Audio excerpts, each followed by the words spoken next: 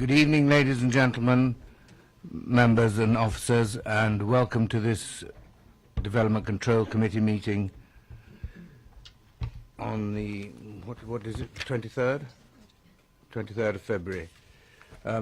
Firstly, I must give you the fire evacuation procedures. There are no fire alarms scheduled for this evening. Therefore, if the fire alarm sounds, please evacuate the building immediately. The fire exits are located at the rear and side of this room, so go down the stairs and meet in the War Memorial Park. Please note this meeting is being webcast live on the internet. Yes, thank you. And your mobile phones, please can you all switch them off or turn them to silent. Thank you. Now, apologies for absence and substitutions. I have none. Declarations of interest? No, I have none. Urgent matters? I have none. Minutes of the committee meeting held on the 18th of February 2016. Members, may I sign these as a true record later? No, they're coming to the next meeting. Are they? Yeah. Well, why are they down on the agenda? No, it says they're coming to the 9th. Oh, right, okay. Thanks. No, we'll pass that item. For the benefit of members of the public attending, I'd like to explain who everybody is around this table. My name is Councillor Donald Sherlock, and I'm the chairman of this committee, and Councillor David Leakes is the deputy chairman. Down the sides of the table to the left and right are the councillors who sit on this committee and who will be making the decisions on the applications this evening. Immediately to my left are the officers who will be advising councillors. In addition, I would like to explain that the Development Control Committee is a regulatory committee and not a political meeting. The committee will be looking at the evidence brought before it tonight and will make decisions based on planning reasons. We are guided by national and local planning guidance and policy. And I understand that planning can be emotive, and I ask that everyone remains polite and professional throughout the evening. May I ask all speakers, including visiting members, to speak clearly and to return to their seats once their presentation is complete. No further dialogue between members of the committee and speakers will be permitted once questioning has finished. And finally, may I ask all committee members to avoid repetition, and I ask members to keep any comments on each item to a maximum of 4 minutes. Thank you. Now we move to item number 5 on the agenda, which is applications for planning permission and public participation thereon. And the first of those items is land between Elm Dean and Fairholme, Aldermaston Road, Pamber End. And I have speakers as follows. Objectors, Mr. and Mrs. Norris. In support, Catherine Miles. And the ward councillor, Councillor Gardner, is speaking. And the officer presenting is Greg Chapman. Thank you.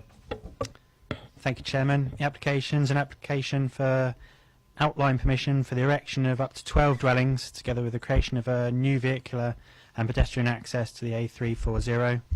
There is an update paper for the application that confirms details of the viewing panel and confirms that contributions are not to be secured towards community facilities, as the project identified was for works for maintenance to correct an existing deficiency rather than to respond to additional pressures resulting from the development proposal itself. Thank you, Chairman. Thank you. Mr. and Mrs. Norris. Come and will you come and sit at the chair, please? No. And then switch on the... That's it. Thank you. You have 4 minutes, and I will give you a minute's warning at the end. Good evening. My name is Les Norris, and I'm a long-standing resident of Pamber End, and I'd like to state the following. Despite the report that was done, This site is prone to flooding over the whole area due to rainfall, springs and a very high water table, and this has become progressively worse over the last 16 years, causing flooding to mine and many other properties bordering the area due to the runoff of the field. And if so wish, I have photographic evidence of the flooding in the field and also my property.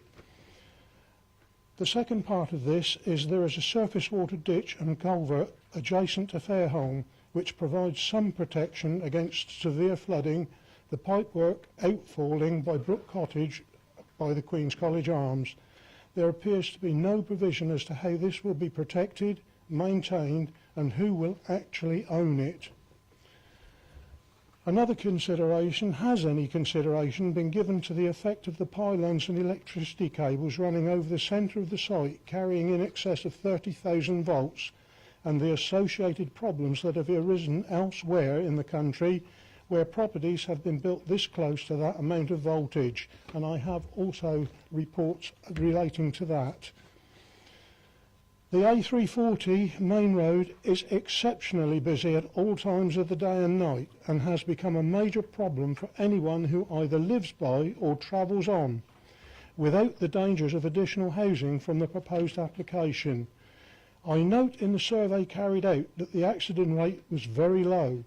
These figures do not include accidents where it is only necessary to inform the insurance companies, of which there are many, many more, or the many near misses that occur on a very regular basis.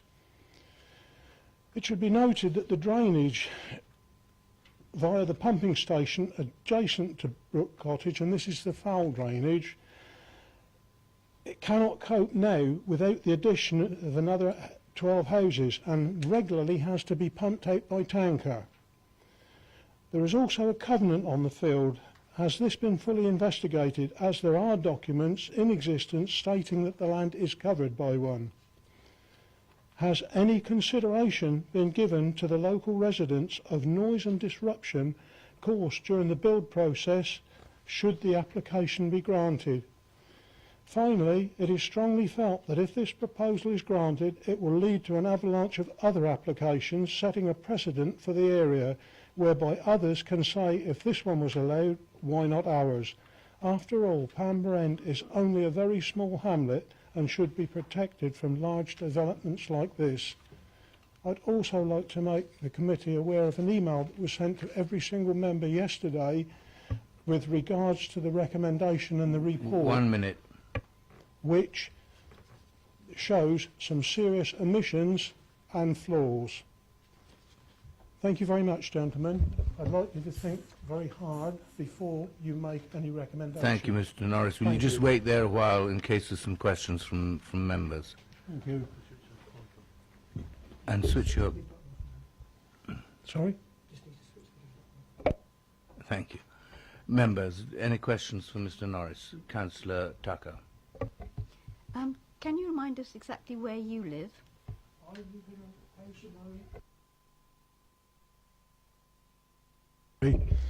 I live in a property known as Finch's, which is adjacent to Fairholme, immediately next door to the proposed development. Councillor Bound. You mentioned the flooding in the field in the last 16 years. Have you lived there? Did you live there previous to the last 16 years? So, do you have any idea as to why that flooding has suddenly come about?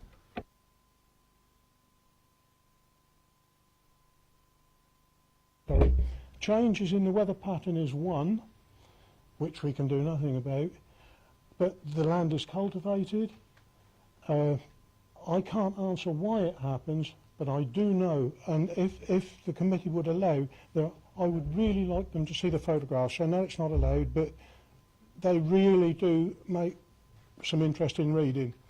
Certainly to my property, which was flooded to the level of the door sills.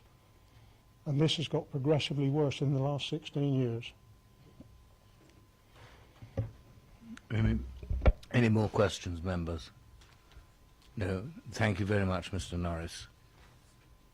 Next. Next, please, Catherine Miles.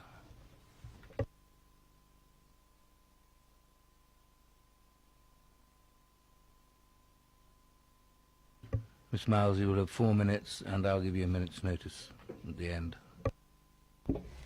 Thank you, members, for allowing me the opportunity to speak to you today. This application is a site, a parcel of land on the A340 to the east of the A340. It's situated between residential dwellings known as Fairholme to the north and Elmdene to the south. The proposal before you is an outline application for 12 dwellings. Access is the detailed matter for consideration alongside the principle of development.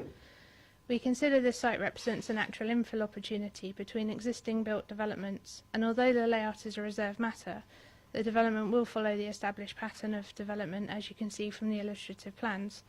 Dwellings will front onto the A340, be set back from the road. We concur with your officers that this level of development would not have an urbanising effect on this locality, and that there would be no harm to the intrinsic rural character or appearance of this area through developing this site as shown on the illustrative plans. There is a mature line of trees and hedgerow fronting the eastern boundary of the site. These trees will all be retained and protected during development. Additional landscaping can be provided, including a large area of multifunctional open space. Details of the landscaping will be submitted by a Reserved Matters application, and this, together with the Habitat Enhancement Scheme, will lead to a net gain in biodiversity. The dwellings will comprise a mix of detached and semi-detached units, 2-storey in height and varying in size. The dwellings would be set in spacious plots and parking provided on plot. The density would be 10 dwellings per hectare, which we acknowledge is low, but this is reflective of the pattern of development in the immediate vicinity of the site, and as noted by your officers, would be entirely appropriate to this area. In terms of the principle of development, the site is within a sustainable location, served by a regular bus service, which offers a reasonable alternative to the car. Pamber End has a pub and a garden centre with a cafe, and there are facilities in nearby Tadley, which is a short distance from the site. We concur with your officers that this location is not isolated, and that the provision of new housing on this site can assist in enhancing and maintaining the vitality of this community. This proposal also meets the broader objectives of the framework, in that development of 12 houses would deliver economic benefits in the short term through construction jobs, and in the longer term through the new homes bonus. Future residents will also contribute economically to sustaining the village services such as the pub, the bus service and the garden centre. The provision of 12 additional dwellings would make a social contribution towards increasing the supply of housing within the borough where there is currently a deficit. In addition, this proposal aims to deliver 40% of affordable housing to meet an identified local need. Vehicle access is provided from the A340 towards the north of the site, with a pedestrian access proposed towards the southern end of the site. Although the A340 has a 40-mile-per-hour speed limit in the vicinity of this site, we noted that the 85th percentile recorded speed was in excess of the posted limit. However, 1 minute. visibility displays appropriate to the recorded speed, and which accord with the design manual for roads and bridges, can be achieved. The Highway Authority confirmed that this is acceptable. The proposed development is predicted to generate approximately 1 additional vehicle movement on the highway network every 8 minutes, which would not result in a material traffic impact, let alone a severe traffic impact. The highway officer confirms that this level of traffic generation is reasonable and considers that even if there were an increase, the additional traffic would have little effect on the highway network. In conclusion, we consider this proposal represents a sustainable form of development which boosts housing land supply within the borough without adverse impact to the character of the locality, and therefore we concur with the officers that this application should be approved. Thank you. Thank you, Ms Miles. Do we have members any questions for Councillor Leeks, followed by Councillor Tucker, followed by Councillor Bowen, followed by Councillor Potter? Can I just ask, can you repeat that information regarding the speed of cars and the number of cars? Because I'm not being funny, it was a little bit difficult to hear up here. Thank you. Yeah, so what I read out was that the posted speed limit on the A340 is 40 miles per hour. We recorded the traffic speed with an automatic traffic count, and the 85th percentile, which is accepted as being what you look at, the average, that was in excess of the posted limit. I think it was 44 miles per hour. So the visibility displays that we need to provide need to accord with the speed of the road rather than with the posted limit. We accord with those displays which is in accordance with design manual for roads and bridges. I think this roads are 120 metres in one direction and 160 metres in the other direction. Councillor Tucker. Good evening. You've heard the objector mention flooding in the area. Can you tell us how you go about checking about flooding? Because we do have knowledge of what goes on up there. With this application, there's no requirement to submit a flood risk assessment because of the size of the proposal, size of the site, and the officers haven't requested that during the course of the application. Condition 21, I think it is recommended that deals with drainage and surface water. We'd be required to achieve a discharge rate that is no greater than the greenfield runoff rate. So effectively, we have to equal the existing rate with the new built development on the site. So that would be achieved by a combination of things. The ditch is being retained. Obviously, effective management of cleaning that ditch out will help to allow the water to drain away. There'll be other forms of sustainable drainage and then drainage into the foul sewage network as well. You're obviously not aware that a little bit further north on that road on the other side, we were hoping for affordable housing, and it was decided not to because the fields completely flood. You're obviously not aware of that. And when I mean flood, it does flood, not just a little bit of damp water. I am aware of the proposals within the parish to try and find an affordable housing site, and I know the parish council have been working closely with the estate to try and find a site. I'm not sure, because obviously we're not party to the discussions, whether a site has actually been found, but this site does deliver 40% affordable housing to meet that local need that's identified. Obviously wouldn't meet the entire local need, but the draft legal agreement that's with the council's legal team at the moment gives priority to those that have an existing connection with the parish, and then to the borough, and then those obviously that work in the borough. Councillor Bond. Thank you. Councillor Tucker actually asked the question I was going to ask, but you did mention the ditch. I just wonder who's going to be responsible for the ditch once the housing development is sort of in situ, because it would appear that it's quite important to the drainage of the site. There's two options. At the moment, the land is all owned by the applicant. The council's preferred mechanism within the legal agreement is the open space, which in this case would actually include the frontage, vegetation and the area of open space, be transferred to the council for management, with then a requirement for us to pay a commuted sum towards that ongoing management cost. The applicant's preferred choice is a management company be set up, which each resident of the future properties pays into, and that covers the management of the site, which is within the red line, and all the landscaping and open space. But that's a matter that we're still to agree. It's an either or at the moment. Councillor Potter. Sorry, Chair, my points have been covered. Thank you already. Thank you. Any more questions then from Ms Miles? No. Thank you, Ms Miles. Next, please, Councillor Gardner.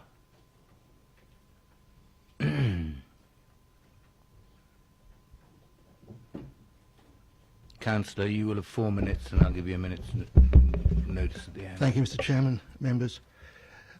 I know we'll have heard representations from the owners of the neighbouring properties on the suitability of this site for development, and I will refrain from duplicating what we've already heard. However, what hasn't been mentioned is the archaeological aspect.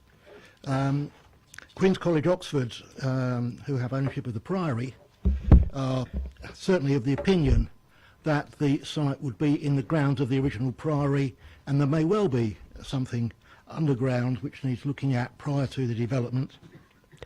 But my main concern, which I share with the Parish Council, is the access onto the 340, the main road between Basingstoke and Tadley.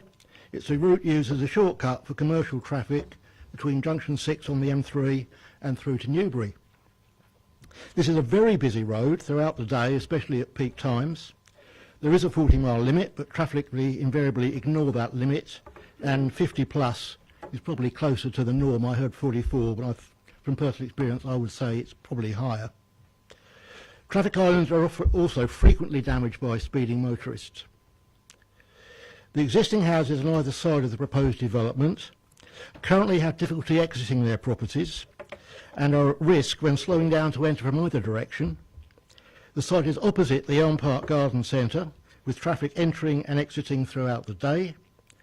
Close to the development are the junctions with the Ramsdell Road and the Bramley Road, the Bramley Road junction in particular having very poor sight lines. While I welcome this new development, or any new development in my ward, and particularly in Pamber Parish, I do not consider this location to be acceptable, and I would ask the committee to refuse the application. Thank you, Councillor. Do I have any questions, members, for Councillor Gardner? Councillor Potter. Sorry. Hello, Councillor Carr. I just wanted to be absolutely clear about your reference to the archaeological potential of the site. I mean, we're clearly advised that the application site is not within an area that has an elevated archaeological potential. I mean, that's our professional advice. Are you saying something different to that? This was something that I was told about tonight. I don't know if you know about Pamber Priory.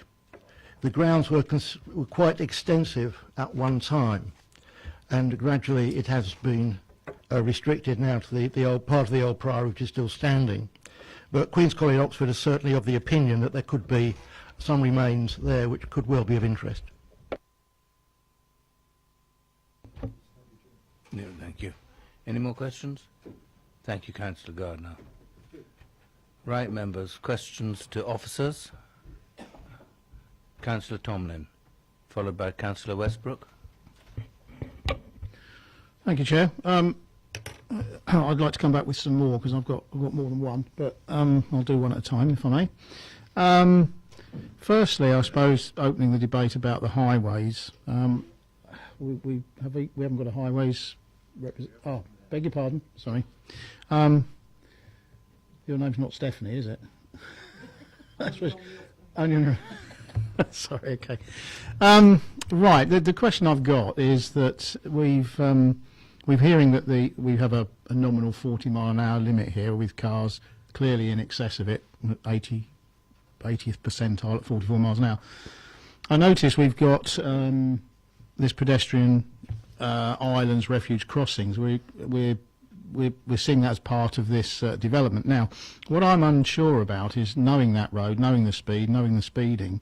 Is that therefore a suitable crossing to encourage pedestrians to cross that road? Because I have to say, I certainly wouldn't want to cross it. In fact, I'd take a car and try and cross it rather than try and walk across it. So can you just confirm that the standards for what just looks like a, well, I don't really know what it looks like, an island and a refuge is actually meeting all the, the regulations for such a main A road crossing? Thank you.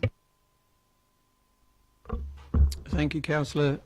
What you see there at the moment is effectively just a separation island. The proposal will be for a full, properly safety audited island that is appropriate for those locations, and hence the conditions and the safety audit requirements that will be needed prior to its installation. So could that turn that into either a zebra crossing or a light controlled crossing?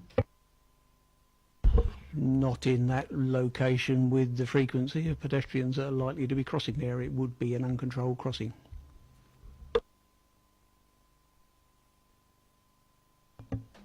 Sorry, Chair, I carry on with some other questions. How many have you got? I think two more. We'll try another one. Okay.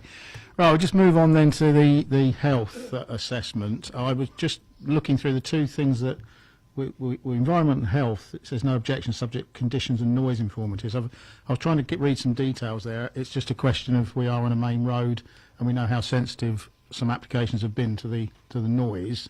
Is there anything you can fill us in with on there? Because I can't relate to is it noisy or what mitigation may be required. And then the other part of that with the environment, I'm a little concerned that there doesn't appear to be any, putting my mind at rest, if you like, of the overhead power lines actually running across the site very close to houses, I thought that there was some legislation that tried to minimise this, and I noticed that we've got I know it's an outline planning permission, but it shows an indication, multifunctional green space right underneath the actual pylon wires. Now, I read multifunctional green space to be a great place to kick a ball about, and 12 metres is quite a good old challenge to see if you can get it over the power line. So I just don't think it seems to have been enough shown, or I'm conscious that can we somehow condition that those sort of things are not kind of recommended, or we're unhappy with. So sorry, there were two questions there. Thank you, Chairman. In respect of the noise for dwellings, I mean, the first point to note here is that the application is reserved matters, is a is an outline application, sorry, so there would need to be a subsequent reserved matters application. So the layout of the rooms and the final layout of the proposal is not known at the current stage, so it can't be known which rooms and which properties might need to have any mitigation measures installed as part of their construction. So it is entirely possible that a condition would be imposed at the reserved matters stage of the proposal if it was granted approval now. But the Environment and Health team were consulted with this application and requested the conditions in respect of the working hours and the contaminated land, but not at this stage conditions in respect of mitigation measures for the future occupiers of the development. In respect of the overhead power lines, I think there were two aspects to that. There was the residential aspect. Again, it's an outline application, so at the moment the final position of the dwellings aren't known. As is shown on the indicative layout, the dwellings are away from the overhead power lines, and there's no objection from the electricity provider. And in respect of the multifunctional green space, the open space officer also has no objection to the usability of the space with the power lines over, although again, as it's an indicative layout at this outline stage, the size and the location of that space may change when it comes to a reserved matters. Councillor Westbrook, followed by Councillor Potter. Thank you, Chair. I've got a couple of just a couple of short questions, really. One going back to the highways, the small refuge, which isn't a refuge. Can we confirm that one, that by the proposed entrance to the site, is being removed or will be removed? And there's talk of this new crossing refuge being a proposal. Can we find out if it's actually going to be is that actually going to happen? Is that down to be part of this application, not just an idea? Because obviously, it's a very busy road there. That's my first question, really. Sorry. Chairman, the existing Spitter Island, the location thereof will probably be a very similar location to the full pedestrian island, but again, the full design of that has not been proposed or submitted, and again, it will be part of a safety audit to ensure that a uncontrolled pedestrian crossing at the location north of the development access will be suitable. As far as actually requiring it, there are conditions proposed with respect to access, means of access, Section 278 agreements with the Highway Authority to ensure that the design of the access together with any off-site highway works will be captured by that condition. So actually that's, I think the drawings show it's quite a bit north from where it is at the moment. Because obviously the entrance to the site is right there, so I can imagine it'd be quite tricky otherwise. All right. Yep, thanks. And my other one really was just going back to Microphone. the fact that there was no flood report necessary because of the size of the site. Can you just confirm that the report on page 14 actually states that this area is not designated as being a risk to flooding?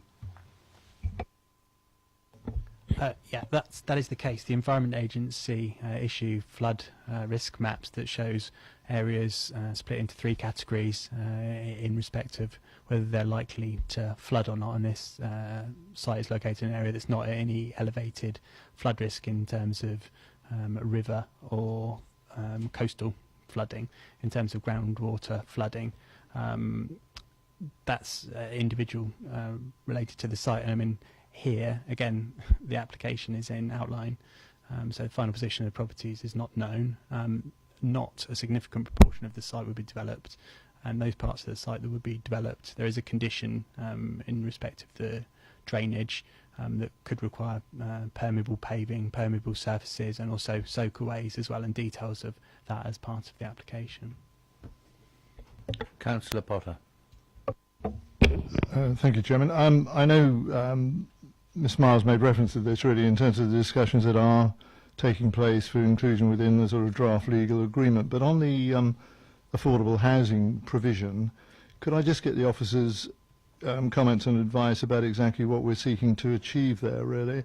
This is page 14 of 125 under the subheading of affordable housing, and second paragraph, due to the proposed off-site approach, inverted commas, on-site affordable housing detail had not been included in the planning statement.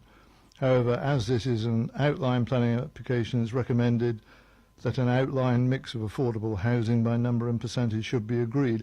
Is that exactly what we're doing? I mean, it refers obviously to the 40%, breaking that down as 25% of the total number of dwellings being social rent and 15% being shared ownership. Is that what we're aiming for? And if that is the case, can you just calculate the numbers of the possible 12 units that we're looking at? Again, because the application is an outline application, the final property numbers in terms of the bedroom numbers aren't known. In terms of the split, I mean, it is intended for it to be otherwise policy compliant. The council are seeking to achieve through the legal agreement that 40% is on site, and that 25% of that should be affordable social rent, and 15% of the total number should be shared ownership, and that's what the legal agreement is intended to require. I think the reference to the off-site approach is what the applicant had initially come in with at the application stage, but the case officer had then, through negotiation, advised that the provision should be on site. So that's why there is some discussion of the off-site approach being mentioned being mentioned in the planning statement, but actually we've moved away from that now to this current stage. If I may, Chair, obviously I'm pleased to hear what the officer's saying. Thank you for that. I mean, I'm pleased to hear that it's a viable site and we can have affordable housing on site. Thank you for that. Councillor Tucker. Thank you. On the same subject, how can we be assured that there will be a housing association who will take on these houses?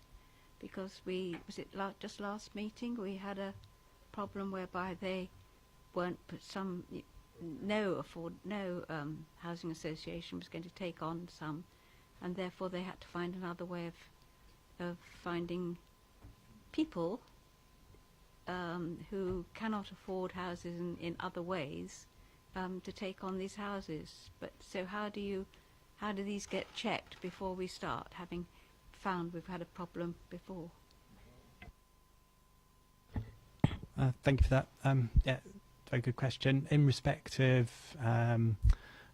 affordable housing, the first person we contact is our affordable housing officer, and they will advise whether they think there's a realistic prospect of a registered social landlord being interested in taking up a site.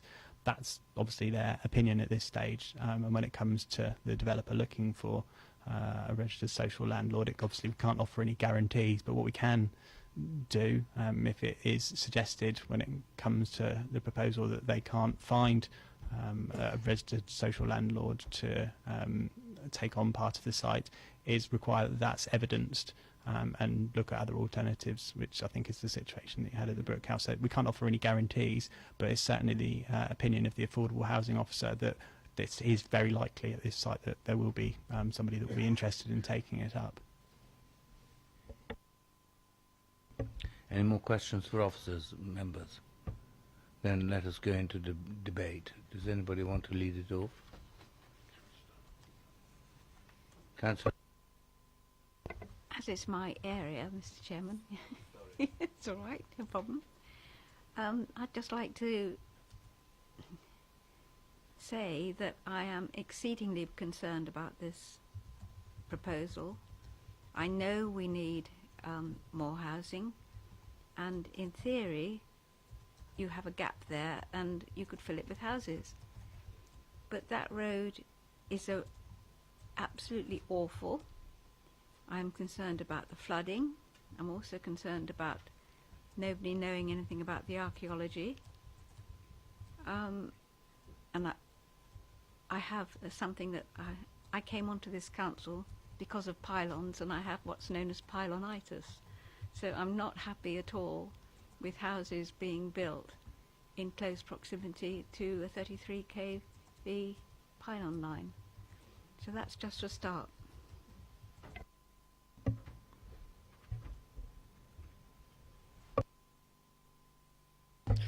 Chairman, I use that road a lot, and I have to say it's not pleasant along there. There's lots of lots of cars coming out onto the road, especially from the Bramley/Ramsdell turning, which is just down the road.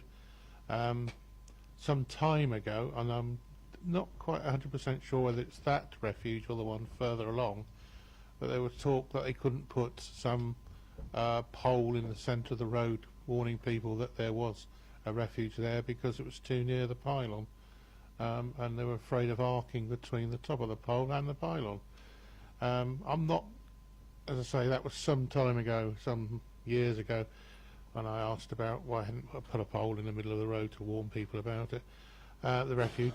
But I'm not happy. I can't at the moment support it, and it's only the access we're looking at, and really and truthfully I cannot support this. Councillor Westbrook. Chair, I mean, I think the access, I mean, it's quite a busy road, but I would have thought if there was no other entrances or exits to that road, or any other housing maybe, but I would say you've got a garden centre which is directly opposite virtually, which is in constant use, and it was in constant use when we visited the site where people slow down, turn in, come out of. So I can't see that that's an issue to stop the site going ahead. Regards to the pylons, well, I lived near pylons for a number of years, quite probably as close as that, but you'd probably say it's probably why I'm like I am, but it was a number of years ago, and I would have guessed that anyone buying a property or rented a property there would see the pylons there, would know what they were going to, and I noticed that the electricity company don't seem to have an issue with that, so I actually don't see there's a problem with this site at all. Thanks. Thank you. Any more members? Councillor Bound. I think on balance I would tend to agree here with Councillor Westbrook. I do think the access, particularly if you're turning right going towards Basingstoke at certain times of the day, is going to be very, very difficult. I know coming out of Ramsdell Road, I do it sometimes, trying to turn right towards Basingstoke and then going across to Bramley, or even coming from Bramley out onto the main road, can be extremely difficult in the sort of the rush hour time in the morning and the rush hour time in the evening. But I suppose all in all, people do manage it. I find it difficult to come forward with a reason for refusing it purely on that basis. So I would move it for approval. Thank you. Any more? Seconder? Councillor Westbrook, thank you. Right, I have a proposer and seconder for approval. Those in favour, raise your hands.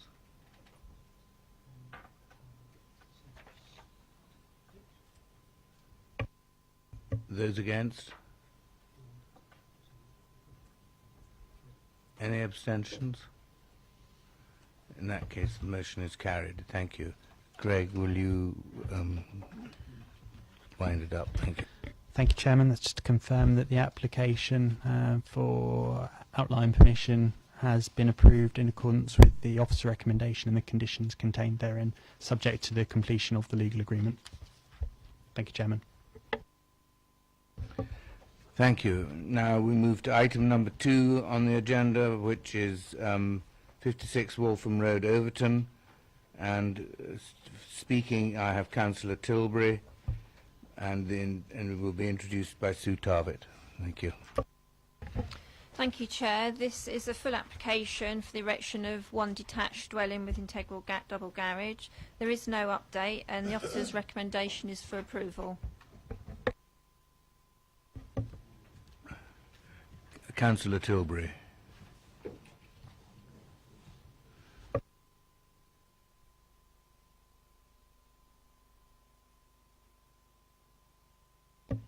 You will have 4 minutes, Councillor, and I'll give you a minute's notice at the end. Okay, thank you very much, Chair, yes. Yes, obviously, as you're aware, the Parish Council have sort of asked for this to come to the committee because it's outside the settlement boundary. And I think the concern I have with this is, that's why I didn't ask for a site visit. I don't have any problems with the design of the property or in principle, possibly the development, but I think it needs to be clear, you know, if we're saying it's acceptable outside the settlement boundary, is it always going to be acceptable outside the settlement? Well, that's better, it's a bit high up there. Outside the settlement boundary, this is between an existing house and the settlement boundary, but obviously someone, you know, and obviously the settlement boundary was put there for a reason, so our settlement boundary is now obsolete, you know, and I think whatever decision you come to, I'd like some clarity on that, please. And there seem to be a number of reasons for approving this. That basically we don't have a 5-year land supply. Well, we all know that, and one isn't going to make a lot of difference. But I mean, I noticed the figure; it doesn't seem to change anyway. We've all seem to have a 3.4-year land supply. It doesn't seem to matter how many we pass. It doesn't seem to go up, does it? But there's another interesting one on page 29. It refers to one I've never come across before. A recent court case indicates that the NPPF's definition of previously developed land and specific exclusion of land in built-up areas such as private residential gardens does not include residential gardens of dwellings located in rural areas. On this basis, the application could be considered to be a brownfield site, which therefore falls for consideration under the SAVE policy. So are we really saying that if you've got a very large house in the countryside now, you can build houses in the garden because it's a brownfield site? Because that seems a bit... The whole world seems to be upside down at the moment in planning terms, but I'd like some sort of clarity on that, please. But the other issue is because I noticed that the next application is very similar. It's sort of, they don't have a settlement boundary, but it's near to the community. But the fact that this one's come forward, we've had a number in Overton coming forward now where people are jumping on the bandwagon for properties near the village that aren't near the settlement boundary, but they're near the built-up area. On the very last point is the section 106, and we had this for one. I couldn't get to the meeting. There was 2 in Overton, actually in the road I live in, where we were saying that we couldn't generate any section 106 contributions for 2 large 4-bedroom houses for whatever reason, because there was nothing in Overton that needed any money, which seems unclear to me, because there are lots of things we want money for in Overton. But in this particular case, there's one obvious point there. If you look at the site, there are a number of houses built. It used to be the owner of the local scrapyard. Well, the local scrapyard's been built on down the road there. But when they built those houses, they provided a footpath there because there wasn't one before. But the footpath ends before this property, and obviously there's nothing in this to provide a footpath to extend it. So if you are going to build outside the settlement boundary and effectively grow the village, then surely it makes sense to actually provide a footpath. Because if you want people to walk into the village, then they're not going to do it on it's a very narrow road. It's not a proper, it's a unclassified road. 1 minute. It's very narrow, so because if they can't walk down, they're more likely to drive. In which case, we need to improve the car park. So I think there are a number of issues where we could, a number of areas where we could have asked for Section 106 money that would have been quite reasonable on this particular site. So, I think it's an interesting case because I think it has implications for the rest of the borough. Because if we're saying settlement boundaries no longer exist effectively, then we need to just take them off our plans, don't we? Thank you. Thank you for your time. Thank you, Councillor. Any questions, members, for Councillor Tilbury? Councillor Potter. Hello, Ian. Sorry, can I just clarify? I mean, I didn't go on the viewing. Sorry, I didn't go there. I do beg your pardon. Sorry, but I know the area, and my understanding in terms of our interpretation in respect to settlement policy boundary and also the provisions of the NPPF are, I think, as quoted within our report, really. I mean, there are other criteria that we need to look at, and in this regard it's whether the site is physically remote or not, and secondly whether it has easy access to services and facilities, and if it satisfies both of those, then it probably, and I say this with some concern, some reservations, I would be approvable really in this regard. I mean, in terms of it being physically remote, I guess you'd agree it isn't. I mean, in the context of that's around it. And easy access to services and facilities, well, I guess that's a bit subjective, but certainly it's no more remote than some of those dwellings that we see nestling around it. And I guess in that regard, I mean, those two criteria are satisfied, aren't they? Yeah, I think that's the point. I think is this acceptable purely because it's next to the settlement boundary, or if we come up with another one that's some distance from the settlement boundary and a little bit more remote, would that be deemed to be acceptable? And I think that's why I'd like some clarity on this particular decision, because I don't have any real problem with it, because it is, in all other terms, it is sort of infill in a way, isn't it? You know, I mean, you could reasonably argue that. I mean, I'd rather see the footpath extended, but, you know, that would make it much more, much better proposition. But I think what I don't want to see is the same argument being used in a few weeks' time on other applications where it's much further away from the settlement boundary or whatever. I mean, we had a similar situation some years ago in Overton. Overton's unique, I think, in the borough in having 3 settlement boundaries. And there was the old rectory located right in the centre, and the applicant wanted to build in the garden or a sort of paddock area there, and but it was refused. But obviously said, well, we can't approve this, it's outside the settlement boundary. Yet, in theory, it was actually closer to the village than the 2 other settlement boundaries, because of this rather odd way Overton's got the one area, an area at Foxton, another area between that. So, but that was refused then, and we, you know, though we'd argue the case, it was very clearly said to us, well, so it's outside the settlement boundary. It's in the countryside, although it's right next to a lot of the facilities, and you know, and you walk past it on your way to school to the next settlement boundary in Overton. So I think that's why we'd like some clarity on this, because, you know, I mean, the settlement boundaries, we were always told they were sacrosanct. You can't build around them. So if we can, how far, or you know, I think it needs to be very clear in this decision why it's, you know, why it's approved. If that's the case, hopefully that's clear to everyone. Any more questions, members? No?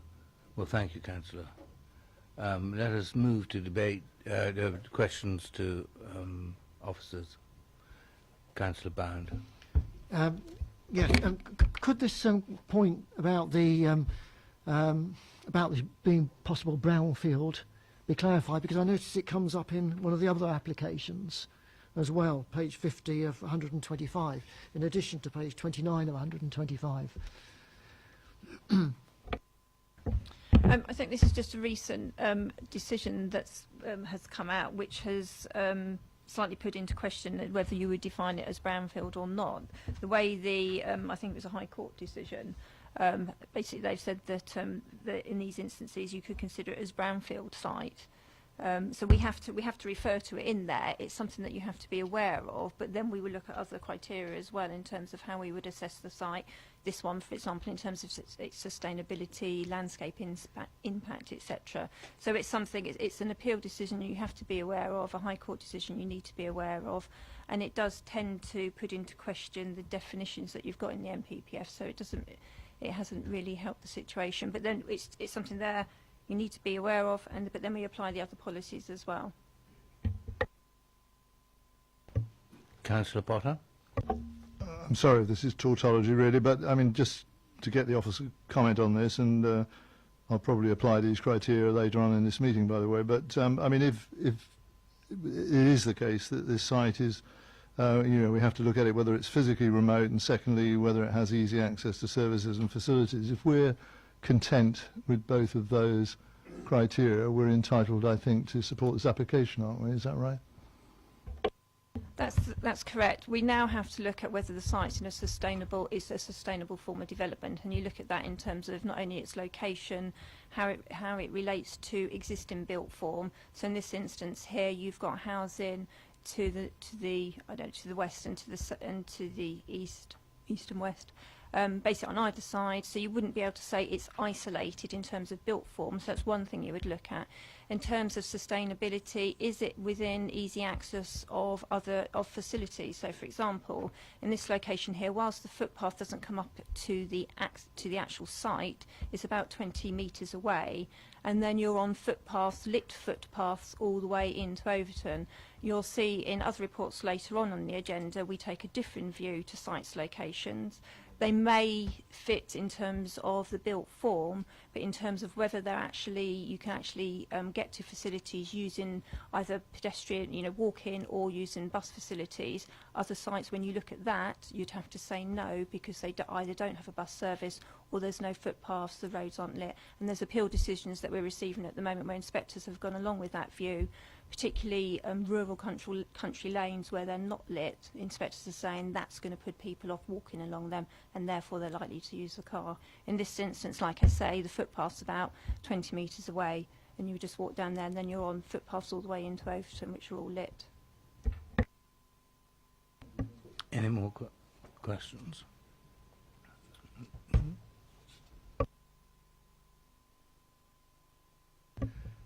Debate. Anybody like to start that off?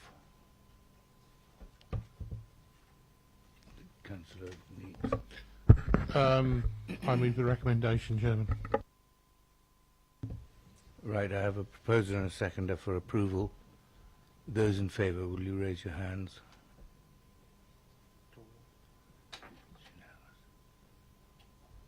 That is unanimous.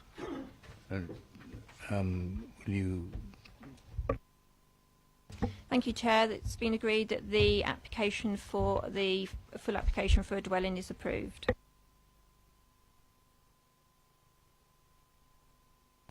Thank you. We now move to item number 3, land at Byes Farm, Byes Lane, Silchester. And I have speaking Councillor Tucker on behalf of Mr. Courage, and in support Mr. Smith and Mr. Lasseter, and Ward Councillor, Councillor Gardner. And to present it is Greg Chapman. Thank you. Thank you, Chairman. The application is for the erection of a 4-bedroom dwelling. There is an update paper with the application that provides details of 3 letters of representation in support of the application, some officer comments on that, details of the viewing panel, and again officer comments on that in respect of the sustainability and the comparison that had been made on the viewing panel between that and another site which had previously been to committee. Thank you, Chairman. Thank you, Greg. Councillor Tucker, would you like to speak now, and you'd like to speak yourself later? Later. Yeah, good. Sorry, I haven't even read this before, so I shall just read it out as it's come. It's from Miles and Ali Courage.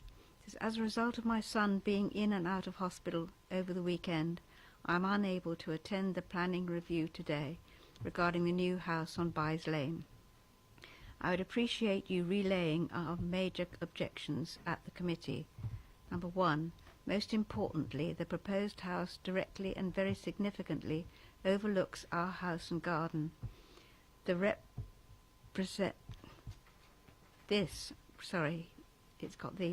represents a major loss of privacy and reduces the enjoyment of our property, especially with young children.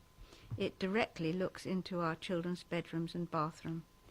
This very serious issue would be mitigated if they changed to building a retirement bungalow further back on the plot. The proposal is for a large family house 13 millimetres uphill from the road. Would it be metres? Sorry, it's got M. 2. The large proposed house caused a material flooding risk to our property. It is heavy clay and our property is immediately downhill. Surface flooding is already a problem in the heavy clay soil. Number 3. The revised house architecture is 100% identical to ours. It is very odd and entirely out of keeping with the rural area to build identical new houses next to each other. Number 4. Tree protection orders should be applied to both oak trees. 5. If granted, it is essential that proper plans are made for the construction lorries and supplies, as there is no roadside space at all. The Smiths are great people and good neighbours. We would be more supportive of a retirement bungalow positioned much further back on the plot. Thank you. Thank you, Councillor Tucker. Now, Mr. Smith and Mr. Lassiter, please.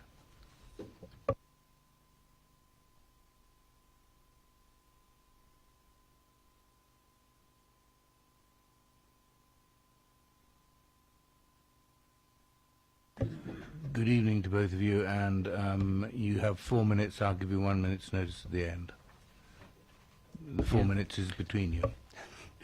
Chairman, Councillors, good evening, and thank you for allowing me to address you this evening.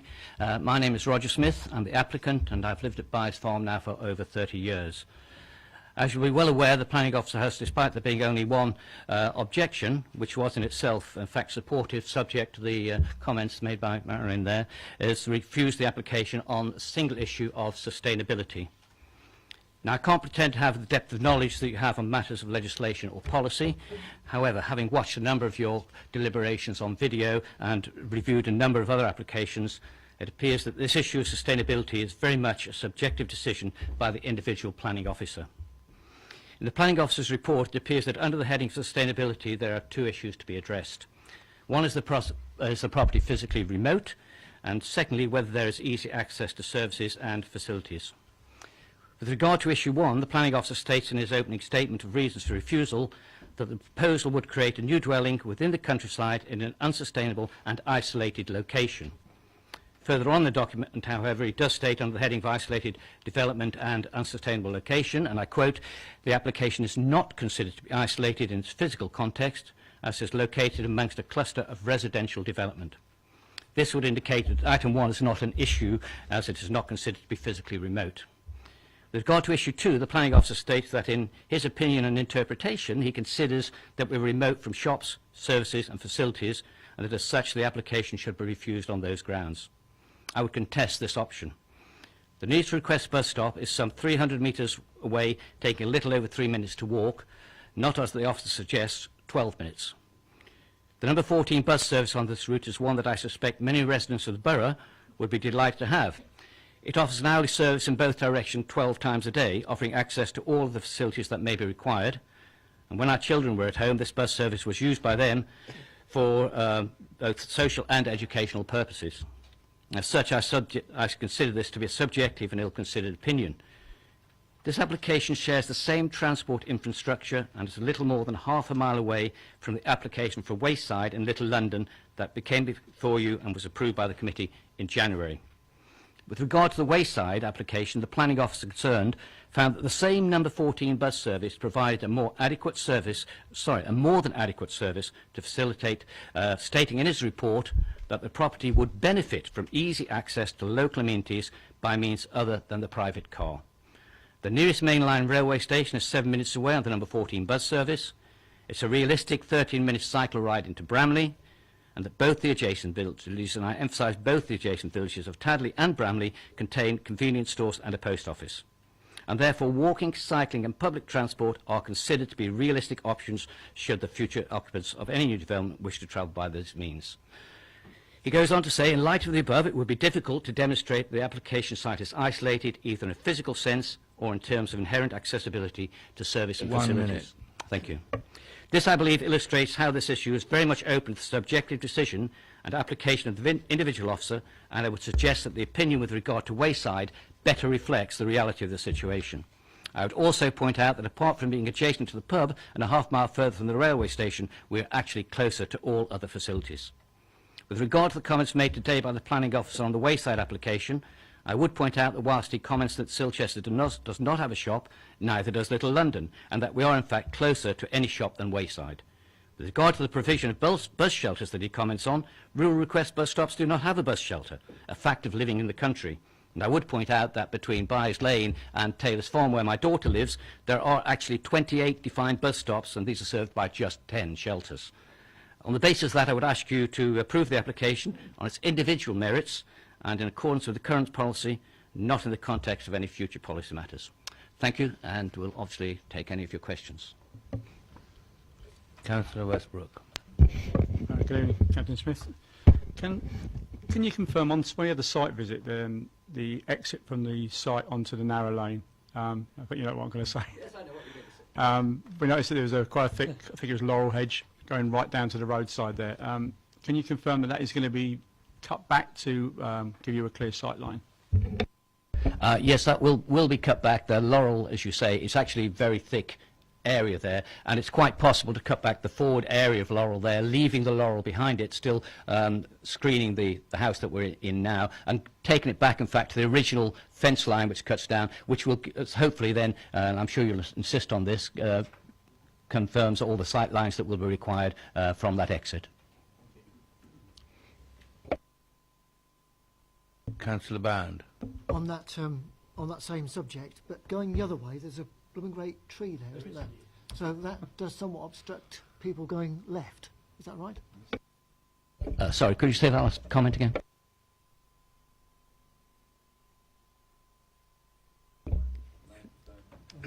Obstructs people going not. Yes, the situation, we don't want to take that oak tree down. In fact, it's my intention to call the house the Oaks should we get permission to build it.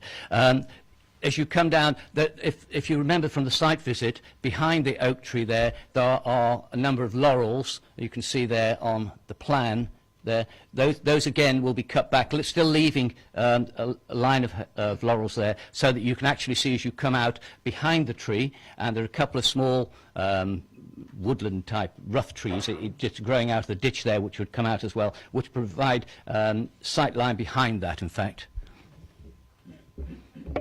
Councillor Potter. Again, apologies, I wasn't on the viewing, but hello, Mr. Smith. Could you or your agent just confirm? I mean, obviously, Mr. and Mrs. Courage, who you referred to, I'm presuming are the occupants of Brook House. Okay. Could you or your agent just confirm? I've got the map. Obviously, it's probably 1 to 500, but what is the distance that we should scale off between Brook House and the front elevation of your proposed dwelling? Do you know what that is, please? Yeah, yes, Councillor, it's 40 metres.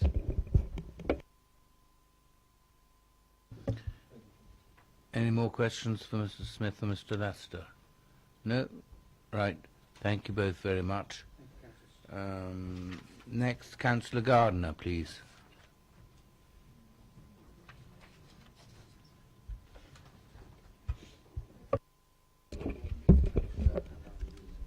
Thank you.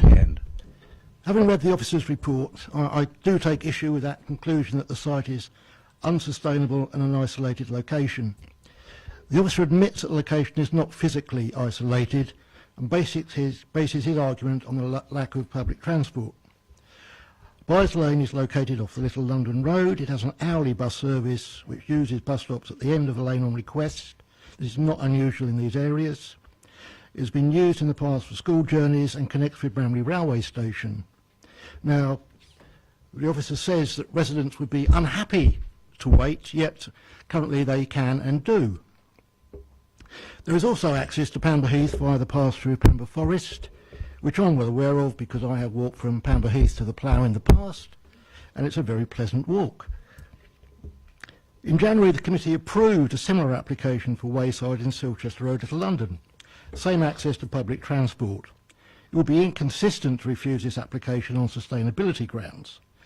Proximity to the Plough may be very pleasant, but it doesn't necessarily make the site more sustainable. While the majority of journeys may be made by private motor vehicle, this is a matter of choice, not of necessity. The Parish Council, in their observation, refers to the risk of creeping development. This application should be judged on its merits, not the possibility of other future applications, and the current application rounds off the existing settlement, it doesn't extend it. I therefore think the application passes the sustainability test, and I would ask the committee to approve it. Thank you, Councillor. Do we have any questions for Councillor Gardner? No? Thank you, Councillor. Councillor Tucker, do you want to... I'd like other people to speak first. Very good. Oh, and we've got questions to officers first. Sorry. Councillor Tomlin. Thank you, Chair. Just a quick one. Have we got the red and blue site curtilage plan available? So, right, where's the blue? Over the red, or that is the blue? Right. Right, thank you. Right. Any more questions for officers? Councillor Bound. Can I just clarify? We've got Brook House on page 57 of the, and on page 56. Is it called Bonnie Rig then? On page 56? Are we looking at, Brook House, Bonnie Rig being the same? Change of name. No, might say It is the same property. They're both Brook House, I believe. Any more questions? Right, we'll move to debate. Does anybody want to start it off? Councillor Tucker? Yes. If nobody else wants to speak, I will. I unfortunately, for the applicant, do support the recommendation of the officers for it to be refused.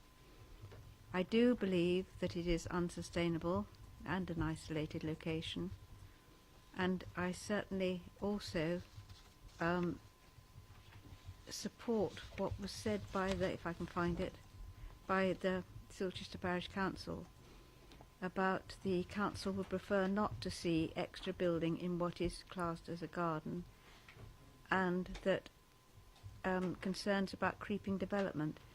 I think they feel that it's creeping development because this actual plot was originally the field, was then taken into the garden of Byes Farm, and therefore on that presumption you could do that anywhere and take in a little bit, wait for a few years, and then get permission to call it your garden, and then you put in an application for a house. So I can understand why the parish council are slightly concerned about that. I think if we look at page 53,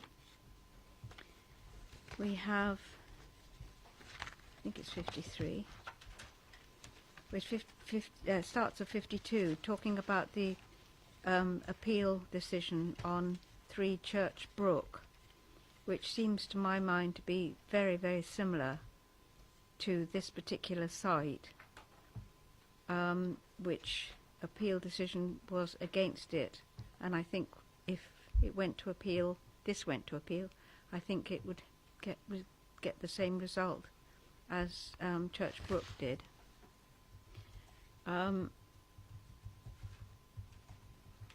So therefore I do believe that it is non-sustainable because it can be easily compared to this Church Brook one. And with regard to Wayside, that is along a road that is a much faster road, albeit has the same bus going along it. I think it is to be looked at in a totally different way to this small lane, which is so narrow that if a vehicle goes along and meets a pedestrian, the pedestrian has to go into somebody's driveway to get out of the way of it. I don't think anybody can think that that is anything else but a charming little lane that shouldn't be more developed. So therefore I would move refusal, Mr. Chairman. Councillor Tomlin. Yeah, I find this a matter of consistency, really, because it's only a couple of meetings ago we approved 4 houses that were outside of a settlement policy boundary in the new to be adopted strategic gap on a narrow lane, and away from a bus service that you have to go and find the bus, but it was there. So I've got to say that I can't support refusal because of the consistency approach. So you know, that's my particular view. See if we have any other comments. members. Councillor Potter, followed by Councillor Lees. Sorry. I mean, again, my admission, obviously not having been on the viewing, but, you know, we've been here before in regard to this type of application, and we will be again. I mean, I understand the restraints of the planning policy that we're bound by, but in a sense, it's unreal, isn't it, really? This dependency on services other than the private vehicle being the sort of panacea that we comment on all the time. It's just, I think, in many ways unrealistic in a modern world, really, especially when you look at the sites that we're looking at. I mean, the reality in life is the majority of the people who live around here probably are reliant on a private vehicle, and that's the real world of this countryside living. And not to recognise that in this regard, I think, is quite frankly wrong, and I think, as Councillor Tomlin has probably said, really inconsistent with previous decisions that we've taken. I mean, I'm minded by the fact as well that there is a bus service, which I don't think has been contested, which, if it is hourly, is as good as many that I can think about, even in an urban setting. If the bus stop is 300 metres away, which again I think is accurate, well, again, that's pretty close, as far as I'm concerned, to the dwelling that's being suggested here.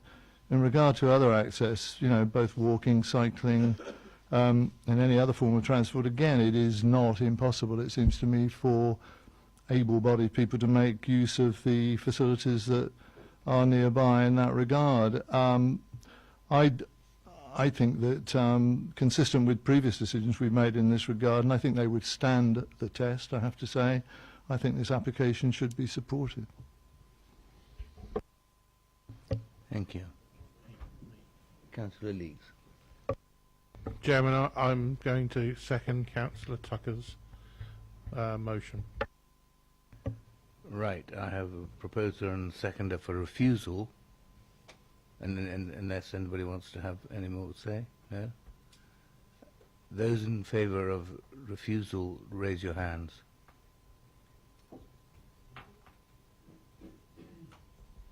Those against?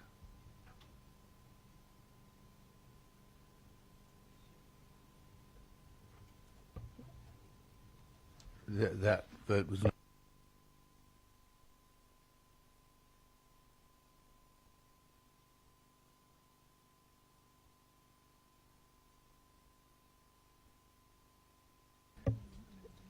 Do I have a proposal for approval? Thank you. Those, I have a proposer and a seconder. Those in favour? Can we just go through conditions first? Oh, do you want to go through conditions first? Yes, quite right. Thank you, Chairman. If I could just suggest some conditions to members. The first is that development should be carried out in accordance with the approved plans. The second would be that development should be carried out in prior to the expiry of 3-year period. Third would relate to materials. The fourth would require drainage details. The fifth would be a construction method statement. The sixth would be details of soft and hard landscaping. Seventh would be details of the construction of the means of access. Eighth would be details of cycle provision. Ninth would details of contamination, and 10 to be the verification of that contamination. 11 would be details of construction hours, and 12 would be details of parking and turning. Thank you, Chairman. Can we just have some reasons for approval before we go to vote? Thank you. Yep. Thank you, Chairman. Following on from Councillor Potter's comments, I think, as well as being able to, the chances are probably, you know, the applicant will probably be using a car for there, but I think a bus service just down the bottom of the lane, which can be flagged down, I can't see anything wrong with it on that basis. And the only thing we did worry about was the sight lines. That's been cleared up, but I mean, you know, I'm happy to approve it on that basis, that, you know, there's a good bus service there.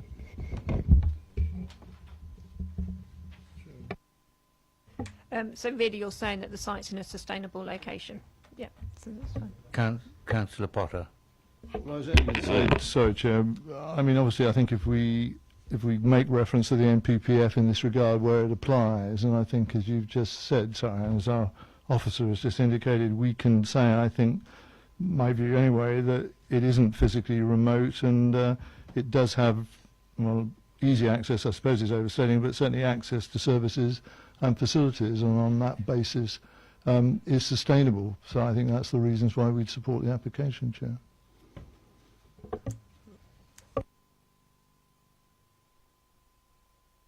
Right, those in favour of approval, raise your hands.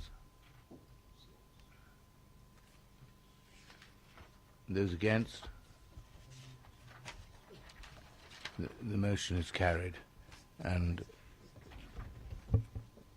Greg Chapman will give us the conditions. Thank you, Chairman. Just to confirm that application has been approved, subject to the conditions that I read out moments ago. Thank you. Thank you. We now move to item 4.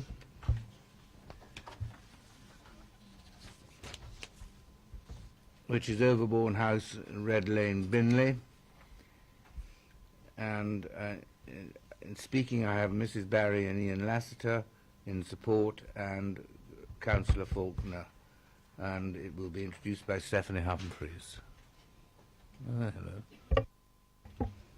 Thank you, Chair. This application is for the proposal for the construction of a tennis court and swimming pool, and for the change of use of the land to the west of Overbourne House from agricultural land to residential land, and for the change of use of land to the south of Overbourne House from residential to agricultural. There is no update on the paper, and the details of the viewing panel are on the update paper. The officer recommendation on this application is for refusal. Thank you, Stephanie. Right, may I have Mrs. Barry and Mr. Lassiter, please?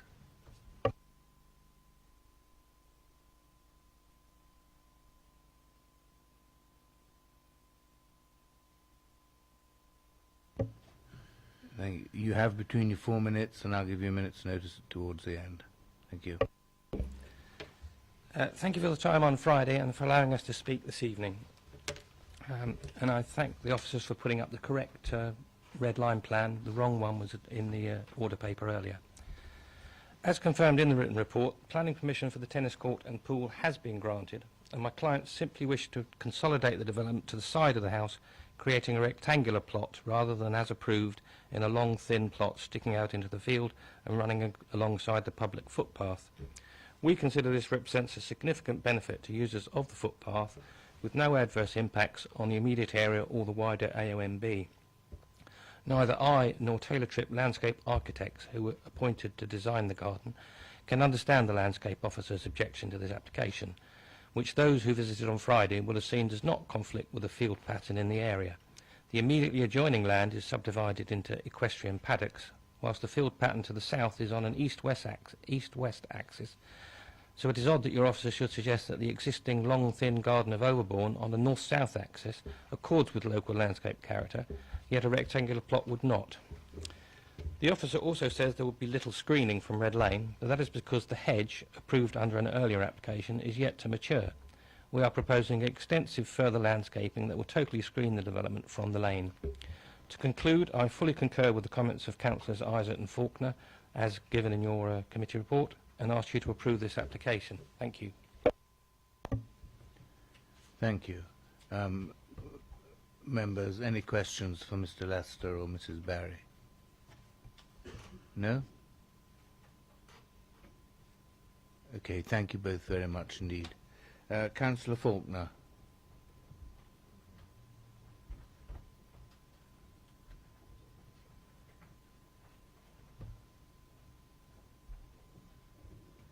You will have 4 minutes, and I'll give you a minute's notice at the end. All right, thank you, Chair. Yes, not to repeat what has gone before, there are 3 issues or objections that were made, and Mr. Lassiter has covered most of those. But I wanted to highlight the fact that a swimming pool and a tennis court will be built. That's not the issue here. It's simply the resiting thereof. And it's been made in the previous statement that the original mother hedge will be replaced and thus screen the property quite significantly, or rather the area where the swimming pool and tennis court are proposed. And unlike what the officer says, a mother hedge which consists of indigenous species is a dense hedge useful for wildlife and birds, and there will be no view when that matures. Red Lane itself, as those that saw, the number of pedestrians is virtually nil, although it is quite used by ramblers at weekends. I think a significant point when I became involved is that, and why I asked it to go to committee, was because the reasons were worth challenging, and no other body in the area has challenged this application. And bear in mind that the parish council and local ramblers are very protective and active whenever the AONB or the agriculture areas are challenged. So the absence of any other objection, I think, is significant. I would just make one final point in terms of the objection, and that is the linear nature that was mentioned. The centre of Binley is 400 metres away and has no meaningful linear appearance because it comprises a dozen large houses clustered around a wide junction. So depending on your view, you will not get a conventional linear view. And as has been mentioned, I think the shape and the benefit of more agricultural land being created than residential is to be welcomed. I think the objections are, frankly, slightly on the pedantic side, and therefore I would ask the committee to approve this application. Thank you. Thank you, Councillor. Any questions, members, for Councillor Faulkner? Councillor Potter. Hello, Councillor Faulkner. I don't know if you could help me again. I'm admitting this evening continually that I wasn't on the viewing. On page 63 of 125, I don't know if you've got it in front of you or not, sorry, forgive me, but obviously this is commentary by officers about the adverse impacts on the landscape, character and visual amenity of the site. The penultimate paragraph on that page just reads, if you haven't got it in front of you, the change of use of the existing agricultural land to residential would introduce domestic characteristics into the rural landscape in a manner which would be prominent from the lane to the north, from which views across the agricultural landscape are available. I mean, I understand it in the context, I mean, I guess that's the swimming pool and the tennis court, but the proposed tennis court and pool would obstruct the public enjoyment of existing views in this locality and disrupt the local character, which would be harmful to the area of natural beauty. The indication there is that if you're in the lane, you would not be able to see across the agricultural land and beyond. I mean, would you accept that? I mean, I don't know the area, so I'm asking for your commentary on this comment from the officers, please. The comment from the officer that the hedge is quite thin, I think, is not correct. And when the rest of the hedge is reinstated, and I say it's a mother hedge, which is by definition quite dense, there will be no view from Red Lane. There is currently because the hedge is missing. But overall there is a benefit because where the current swimming pool and tennis court will be built, it will shield the views from users of the public right-of-way, which is mostly ramblers. So they will now have that view unobstructed. So if you say there's a quid pro quo there, but regardless of that, there will not be a view once the hedge is re-established from Red Lane. Councillor Bound. On the viewing, we went down that footpath to the side. I mean, is there not already quite a lot of hedging which prevents views across the countryside from the existing footpath? There is some hedging. More views are restricted more by the shape of the land, but it varies as you go because that footpath goes down into St Marybourne. So all the way down you get different types of view which may or may not be restricted. Anyone else? Councillor Tucker. Coming back to the footpath, the feeling I had was when we walked along the footpath, we had to sort of look up to the site where where it has been agreed that it should go at the moment. And so therefore it's not really visible from people walking along there, it seemed to me, but maybe I'm wrong. Do you want to reply? When the tennis court is there, you will certainly see the tennis court. But yes, as I say, the views from the public right of way are not as extensive. Okay. Any more questions for Councillor Faulkner? In that case, thank you, Councillor.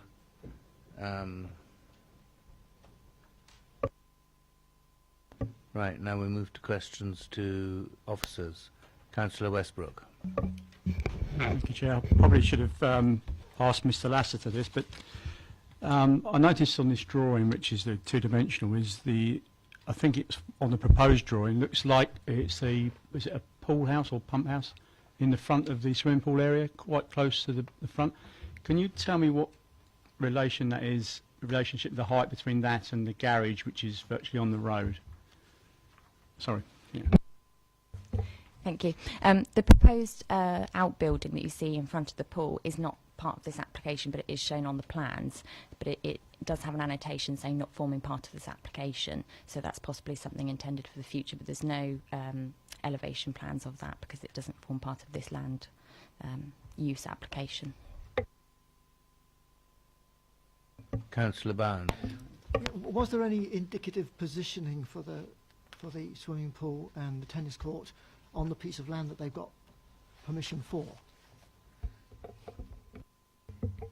For the approval, there was on that application, but not as part of this application in terms of the plans. But it is in the land that's slightly darker green that you can see on that plan there. Yeah, my sort of question was, where was it on that land?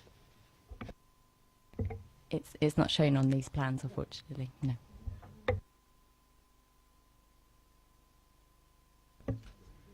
Any more questions for officers? No? Right, let's move to debate. Councillor Bound. Well, I did have the benefit of going on the viewing panel on Friday, and we were taken down the path, and it would seem to me that the positioning of the tennis court and the swimming pool, if it had been in the position that they've got permission for, would not be so detrimental to the views across the countryside. Whereas I did feel that in the proposed position, that albeit there is some hedging growing there now, and I don't know whether that was planted sort of on the presumption that they might get permission. However, it's been planted there. The view across that countryside there, albeit there is a bit of hedging in the way, is going to be severely affected, I think, by the positioning that they are asking for now. So I entirely agree with the officer at the moment, but I will wait and hear what the debate brings forth. Thank you. Any more comments, members? No? Surely. Bound? If nobody else can say anything, I would move the officer recommendation. Thank you. I have a proposer and a seconder for the officer recommendation. Those in favour, raise your hands.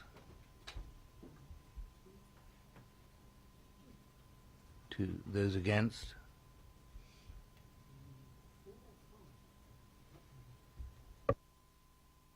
Sorry, not carried.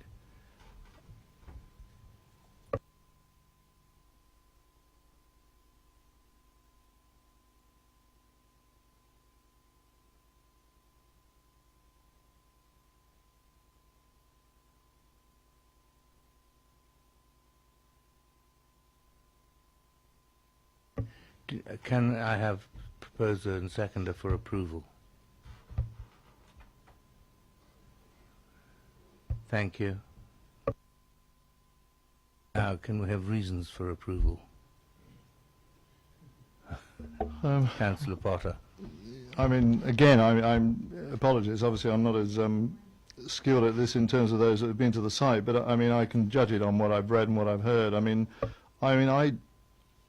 I disagree in terms of the evidence that I've heard that it would have the impact that was suggested in the officer's report. And I think we would want to say that it does comply with safe policies E1 and E6. And, you know, I mean, I know we're always in this situation of turning these things on their head, but that's the way of it, I'm afraid, really. In the context, there's no either or when we have these things. But simply, I think we can argue reasonably coherently that it complies with safe policies E1 and E6. There is no detrimental impact on the AONB.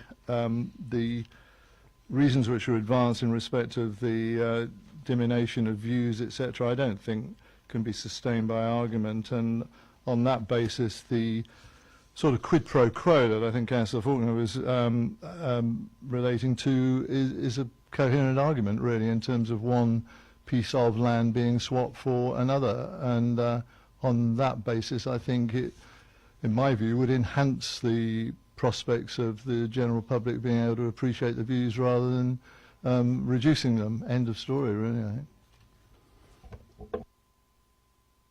Yeah, I think that's absolutely fine. In terms of reasons for approval, I'd just ask the case officer if they could just set out for some conditions also that members might want to consider.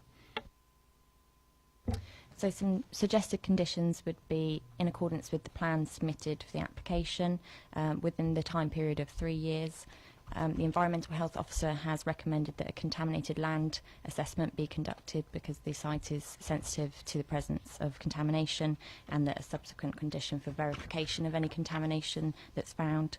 Another condition suggested would be that the boundary management plan be submitted in terms of visual appearance and biodiversity, and the final condition recommended would be removal of permitted development rights for any further outbuildings or hard standing on that area. Right, those in favour of approval, raise your hands. Those against? That is carried. Thank you. Wrap it up. Thank you, Chair. Just to confirm that the application has been approved, subject to the conditions outlined to the members. Thank you. We now move to item number 5, which is land at Fair Close at Whitchurch.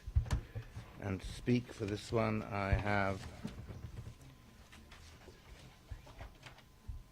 objector Ms. King, in support Mr. Wilden, and Councillor Watts will also speak. But it will be presented by Sue Tarbuck. Thank you. Thank you, Chair. This is a full application for the erection of 3 dwellings at land adjacent to Fair Close in Whitchurch. If I can draw your attention to the update paper, and we've received 2 further letters of objection. The recommendation is also now changed and should read that it's recommended for approval subject to the completed legal agreement and the conditions on the agenda paper. And I'd also draw your attention to the viewing panel report, and the officer's recommendation is for approval. Thank you. Ms. King.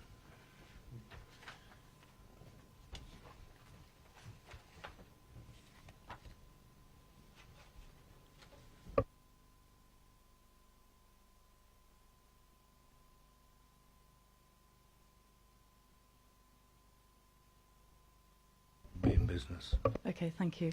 Thank you very much for letting me address the meeting. I spoke to a number of residents over the weekend, and the concerns raised today are a summary of those. So there are 3 main concerns that persist. It's the density and the overdevelopment of the area, the congestion and safety in a confined space, and the detailing of the latest amended plans. Interestingly, the recent visit demonstrated councillors demonstrated the congestion at a pinch point at the top of the close.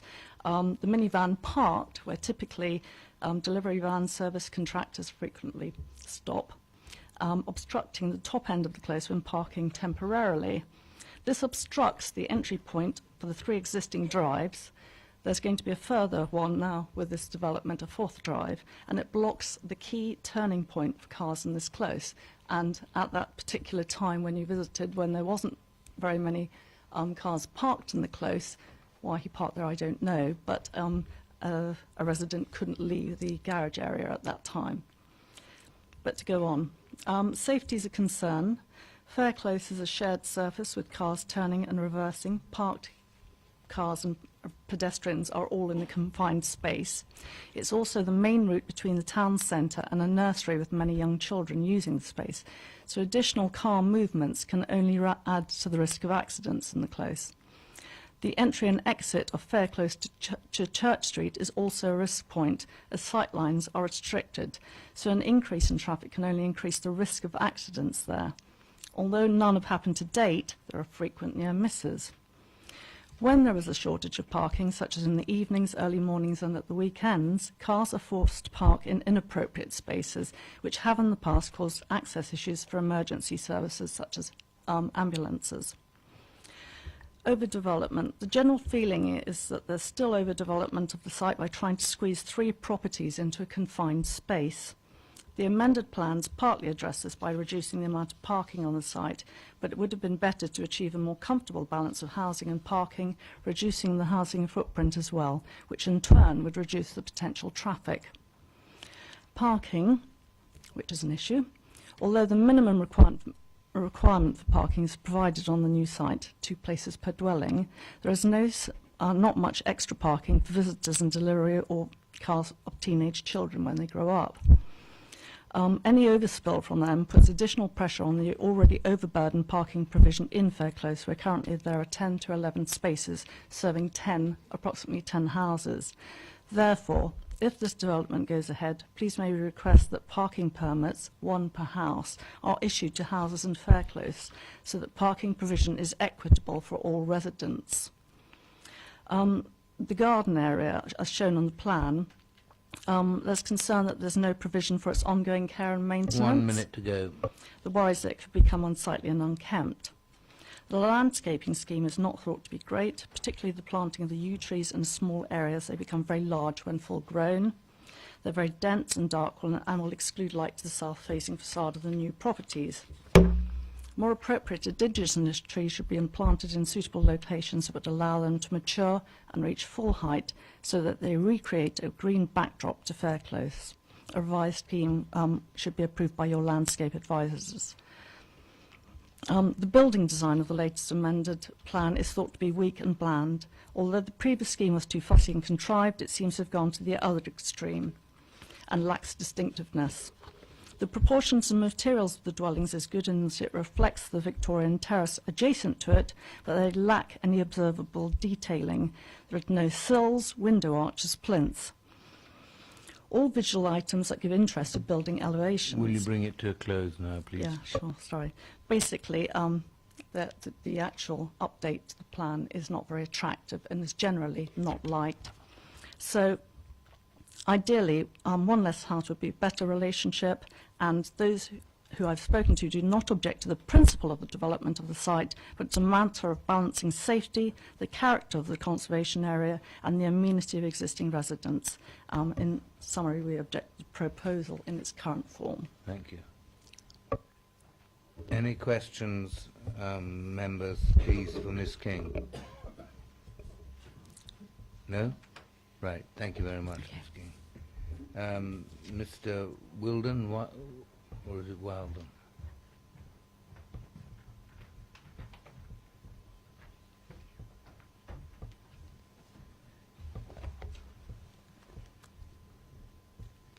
You will have 4 minutes, and I'll give you 1 minute's notice at the end.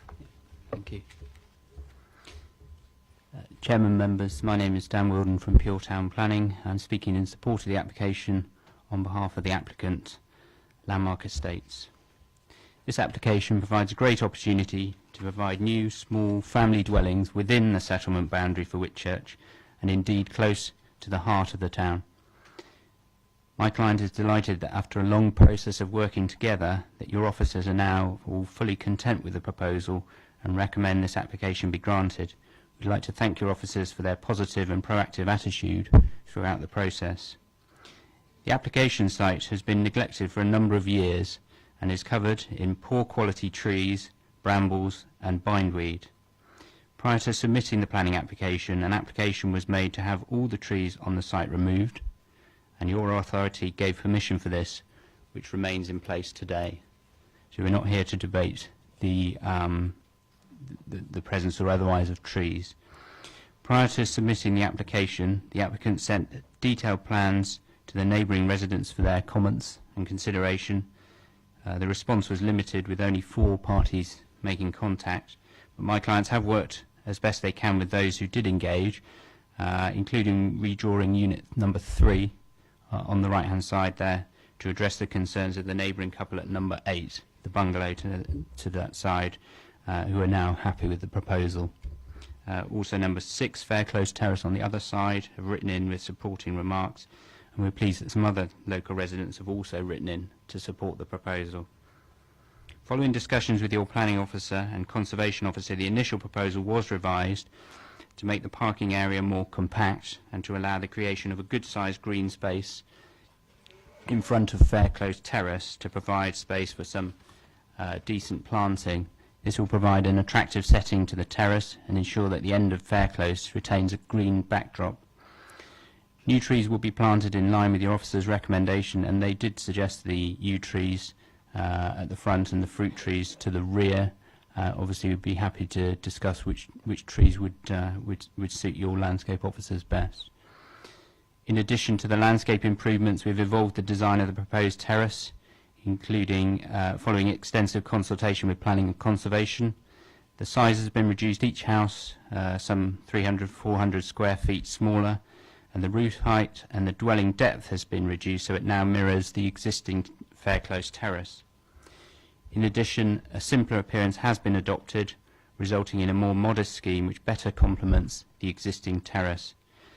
And we've heard from local residents that not all of them like the new design, but that is the design which your conservation officer is now content with and considers would preserve and enhance the conservation area. In addition, 1 minute to go. Thank you. In addition to this, we understand the local residents' concerns about parking and traffic. However, the highways officer has never had any concerns about the proposal, subject to a comprehensive set of planning conditions.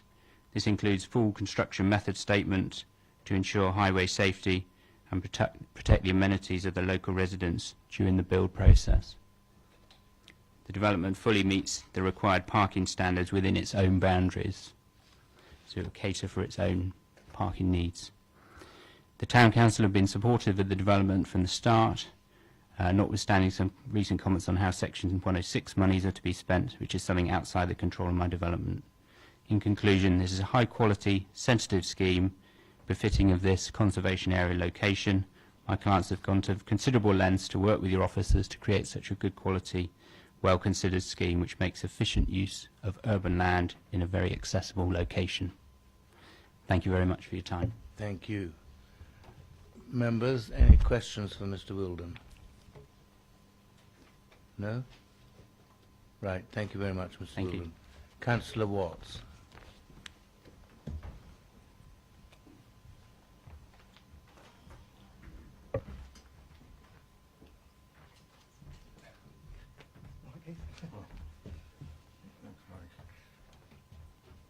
Which one do you want?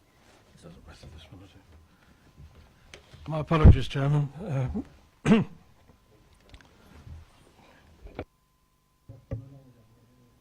You will have 4 minutes, Councillor Watts, and I'll give you a minute's notice at the end. Thank you. I opposed this application because the plan would result in overdevelopment of the site.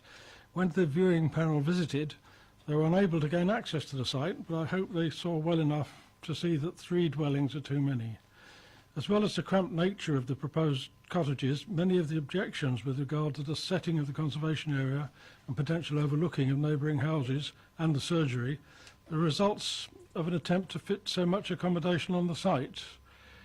The courteous removal of 2 windows that would otherwise overlook the bungalow, number 8 Fair Close, disrupts the design of the affected new dwelling. I try to find a polite word for that. A direct result of squeezing in 3 dwellings. The report says, quote, It is not considered that the introduction of additional dwellings in this location would result in significant overlooking onto the doctor's surgery building. I think the word significant is significant here. There should be no overlooking into a surgery. So I ask the committee to reject this on the grounds of overdevelopment. Now I would like to move on to the unusual topic of SIL and Section 106, because our process doesn't allow any other point at which the elected members can intervene. One of the conditions of SIL is that the proposed expenditure should be directly related to the site. This is in the dead centre of ancient Whitchurch. It has no connection whatsoever to the landscaping of a public hall in a different parish. And I have to say the health and well-being people have been very helpful to me in explaining the issues and problems I have with organising contributions the way the law provides. I don't think that the residents of these 3 cottages are going to feel they're directly affected by a small part of an athletics track 4 miles away. And we've really got to tackle this, members. As elected members, we've got to have influence over the way those things are interpreted. But I wouldn't ask you to reject the application on those grounds. But insofar as I can walk, I shall be back again to talk about the same subject. Thank you. Thank you, Councillor, very much. Any questions for Councillor Watts? No? Okay, thank you very much. Members, we will move on now to questions to officers. Councillor Tomlin. Thank you, Chair.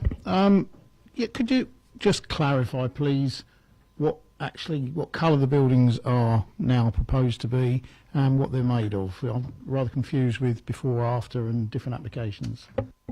Right, as you can see from the image in front of you, the proposal is it's going to be red stock brick, slate roofs, so they would match the existing properties that are in the area there, and we have a condition on that would allow us to control the materials that are being used. Grey windows, natural wood doors. To the rear of, I think it's plots 1 and 2, there's projections, and they will be clad in, I think it's a zinc cladding, but those will be to the backs of the properties. So it's used in traditional materials, but more in a more contemporary design. Thank you. Councillor Bound. Yes, could you bring up that plan for me? Yes, in front of the terrace, which already exists, there's the footpath on the left-hand side of the map, and just near the put the point up again. There's something that leads into the garden, but I can't see what it says there. If you recall, I think when we went on the site visit, there's actually a gate there at the moment, albeit that it was padlocked. They're proposing there that there's steps there. One of the queries that was raised on the viewing was to do with the area of open space to the front there, and it is on the update paper, but basically that will be for the private use of the occupiers of those 3 properties, and it would be maintained by them either through a management company or something, and that area would be private to them. It's not for general use. At the moment the site isn't for open public use anyway. Can I just come back on that? I thought we were told by the owner of number 6 that was a private footpath in front of that terrace. I think the footpath to the front is private in is that you'll have general deliveries, postmen, people like that going down there. I think where we were standing, unfortunately, that was actually on his private garden, and there was no fence to demarcate that, so we weren't aware of that at the time. Any more questions for officers? No? Well, then we'll go to debate. Councillor Westbrook. Thank you, Chair. I think on the viewing on Friday, I think the initial reaction was, where are you going to put these 3 houses? Until we discovered the top path and walked along to the very end in number 6's garden, where then you had a clear view of the sight line from number 6 to number 8 on the right-hand side there. the houses actually sit back. There's quite a lot from the actual. If you've got the picture of the ground there, you can't really the actual real picture with the trees. Yeah. Oh, yeah. If you look, as we looked across there, you couldn't really see where the houses were going to be. But as you go around the very top, along that footpath at the far end, it's quite, yes, you can see there's a large area of land behind there. And the new development doesn't actually sit in front of the existing houses at all. It's set back, as you can see from the actual two-dimensional drawing. So I personally, I can't see any issues with this development at all.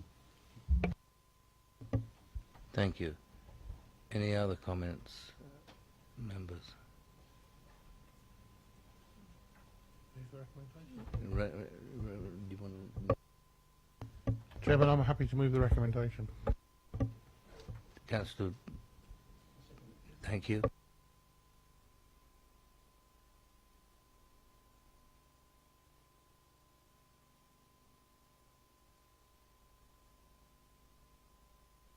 That was carried unanimously. Sue, will you... Thank you, Chair. That the application be approved subject to the amended recommendation on the update paper. Thank you. We now move to item number 6, land at Langdale, Woods Lane, Clidsden. And now to speak is Mr. Darley here, and also have Mr. Tilley. Mr. Darley first.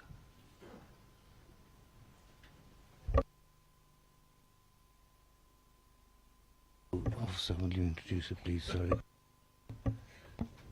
Thank you, Chairman. Just to confirm that the application is an application, an outline application for the erection of 2 detached dwellings with garages to include access and layout.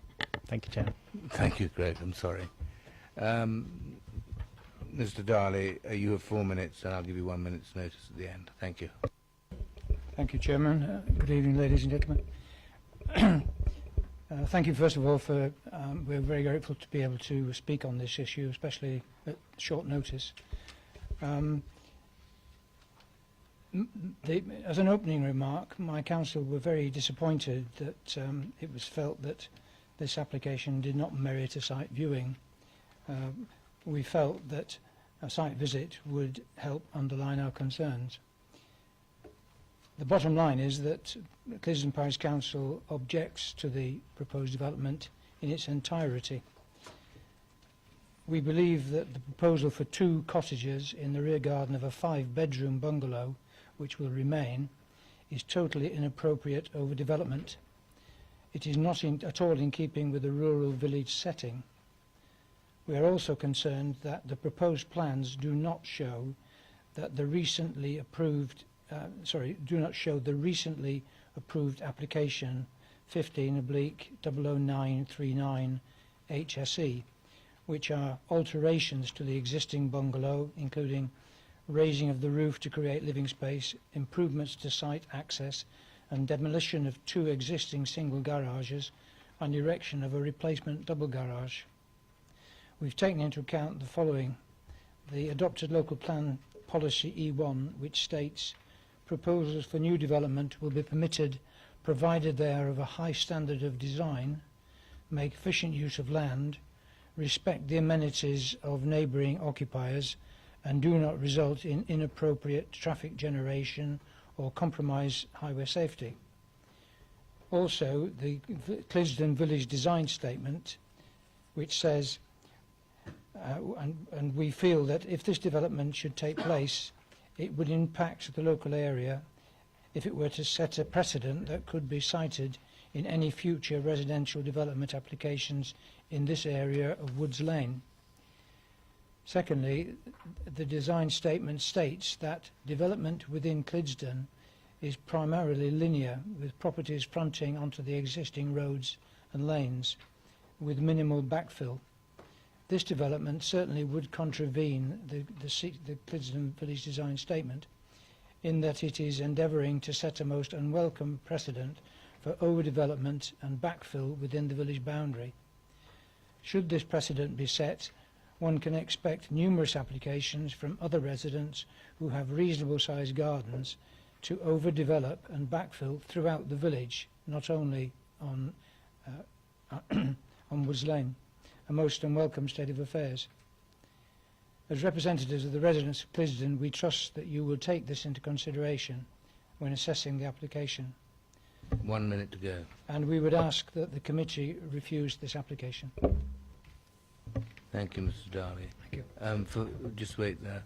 Just for future reference, if you want a visit by the committee, you apply to your local borough councillor. Yes, we are aware of the system. It's just that we didn't pick up the fact that it was being heard tonight.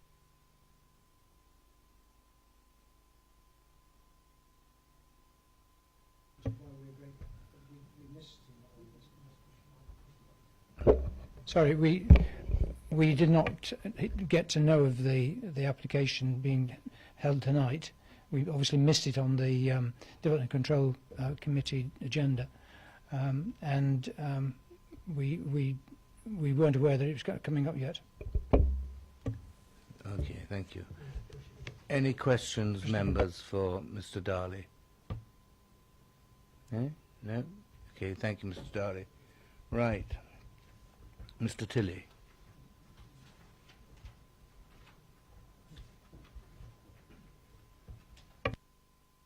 You will have 4 minutes. Press the big button, and I'll give you a minute's notice at the end. Good evening. Thank you for allowing me to comment on this outline application. We've commented previously on the withdrawn application for this land and would again like to confirm our objections on the following grounds. Woods Lane is characterised by individual properties set within generous plots and set back from the front of the plot. This proposal would introduce 2 dwellings behind an existing property. This is the second proposed garden development in Woods Lane, the other being immediately next door, which has been granted.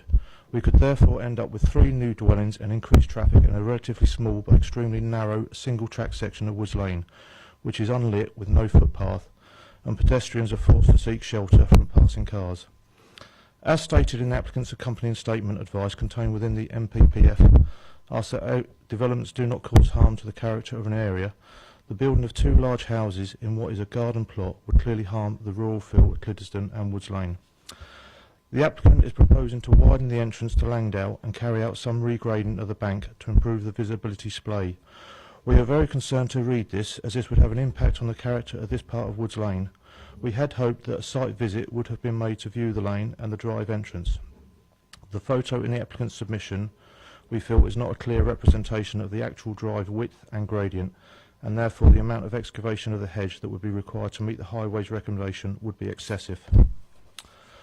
The village statement reads that sympathetic development should respect the width and verges of lanes and their wildlife. The removal of part of the hedging to widen the access and regrading of the bank is not at all sympathetic.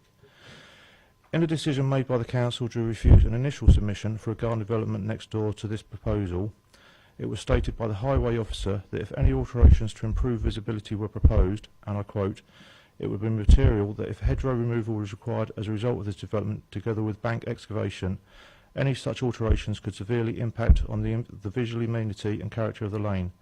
If this is the view of the council, then the Langdale access changes should also be refused on the same grounds.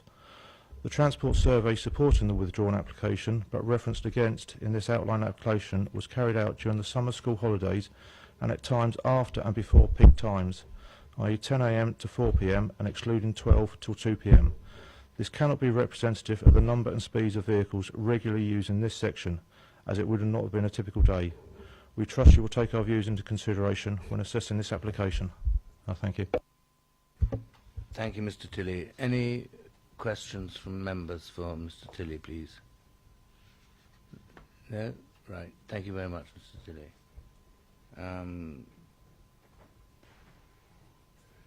Questions to officers, members? Do we have any? Councillor Leeks. I take it that highways are happy with this. I've just briefly looked at the application. I get concerned actually because this is a terrible, terrible road. It's very narrow. It's got a lovely, well, not quite, I don't think, a 90-degree bend in it, but not far off. And So what does the highways make of all this? Thank you, Councillor. The assessment that came in with the application demonstrates that with the modification, which I haven't looked at the detailed plan again this evening, but from memory there is minor adjustment to the embankment on either side of the access which provides the visibility space. The bend in the road, the double bend in the road that you refer to for vehicles travelling up Woods Lane actually slows vehicles quite considerably. Vehicles travelling down from the left-hand side of the drawing that's on there are travelling quicker than those in the opposite direction.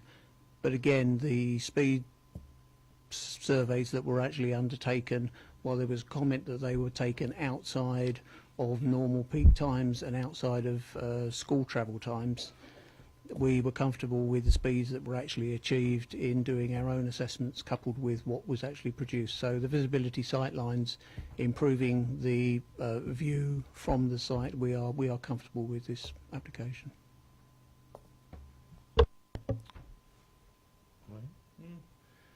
Any more questions for officers, members? Right. We will move to debate. Can somebody...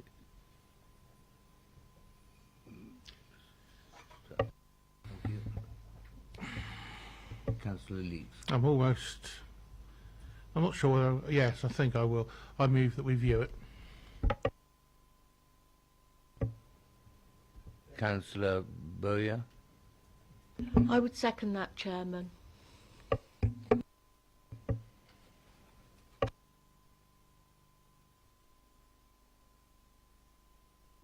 Right, we've got a proposal and seconder to view this item. Those in favour, raise their hand. Those against? Abstain?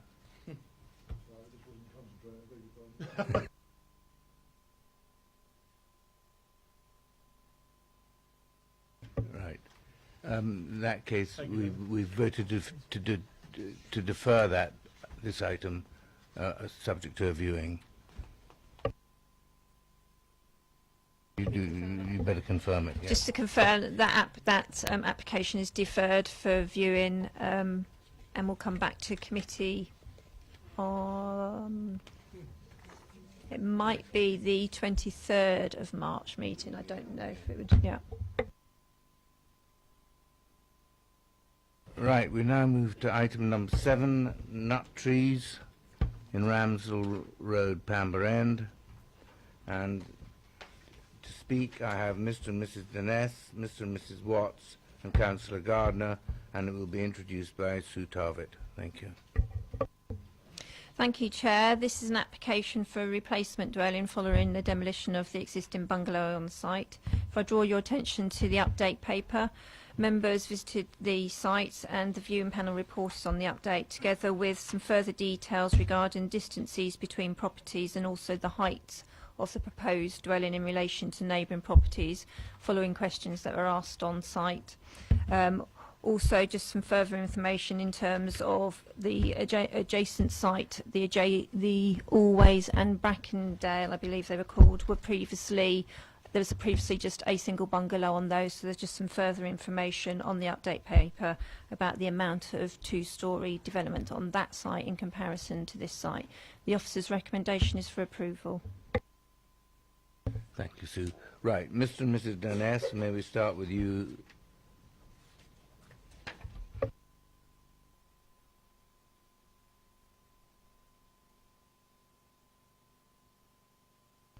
Good evening. You will have 4 minutes, and I'll give you 1 minute's notice at the end. Push the big black one. That's it. Thank you for seeing us this evening and taking the time to consider our objections. We have lived in the Always for nearly 12 very happy years.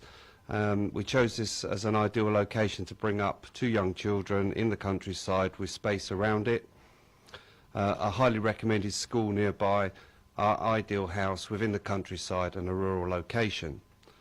We have a good neighbourly relationship with the applicant. but we strongly object to the size positioning of the proposed application based on the main points raised within our previous objections letter. We are the only property with in immediate proximity that is affected by the application, as the application for the proposed new property, the owner also owns the bungalow to the side, so there is no one else affected by the proposal, either to the front or the rear. The size of the proposed building is not really in keeping in any way with the other houses in the road, being circa twice the size of all of the other houses within the road. It's completely out of character, and it's overbearing and overlooking our home. Completely overdeveloped in my view, as it's also overshadowing the home, and to the rear east corner it's beyond our house and making it very visible from our conservatory and our kitchen windows. And we'll be facing a brick wall restricting our view and the light from both the kitchen and the conservatory. It feels like the house will be dominating and overbearing and trapping our house in, as it will only be circa 6 to 7 feet from wall to wall, which, due to the size of the plot available, I believe is completely unnecessary, and a reduction in size should be strongly considered. Due to its design, it encroaches massively on our privacy, overlooking us having the living quarters proposed to be on the first floor, not on the ground floor. We have a north-facing garden, which means it will be overshadowing and taking any natural light that we would likely to receive from both early and late in the season. In the main, when looking at all the other 9 houses in the street, most of them are garage to garage, which creates the feeling of distance between the houses, and not in this case. The plot is quite large, and the house is going to take pretty much the full width of the land available. So to reiterate, the sheer size, height and bulk has a huge detriment to our home in reducing light and overshadowing our property, overlooking and the privacy of the garden, etc. We invite some common sense and due consideration to prevail in declining the application, or to vastly reduce the size of the proposed or move it to a more central location within the plot, allowing more reasonable space by proximity between the houses. Thank you very much. Members, any questions for Mr. Dines? Councillor Tucker.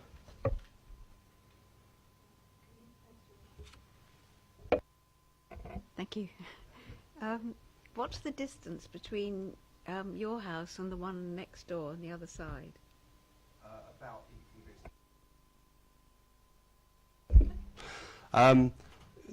our house and the other new house that was built and I think approved in 2003 is approximately the 7 feet.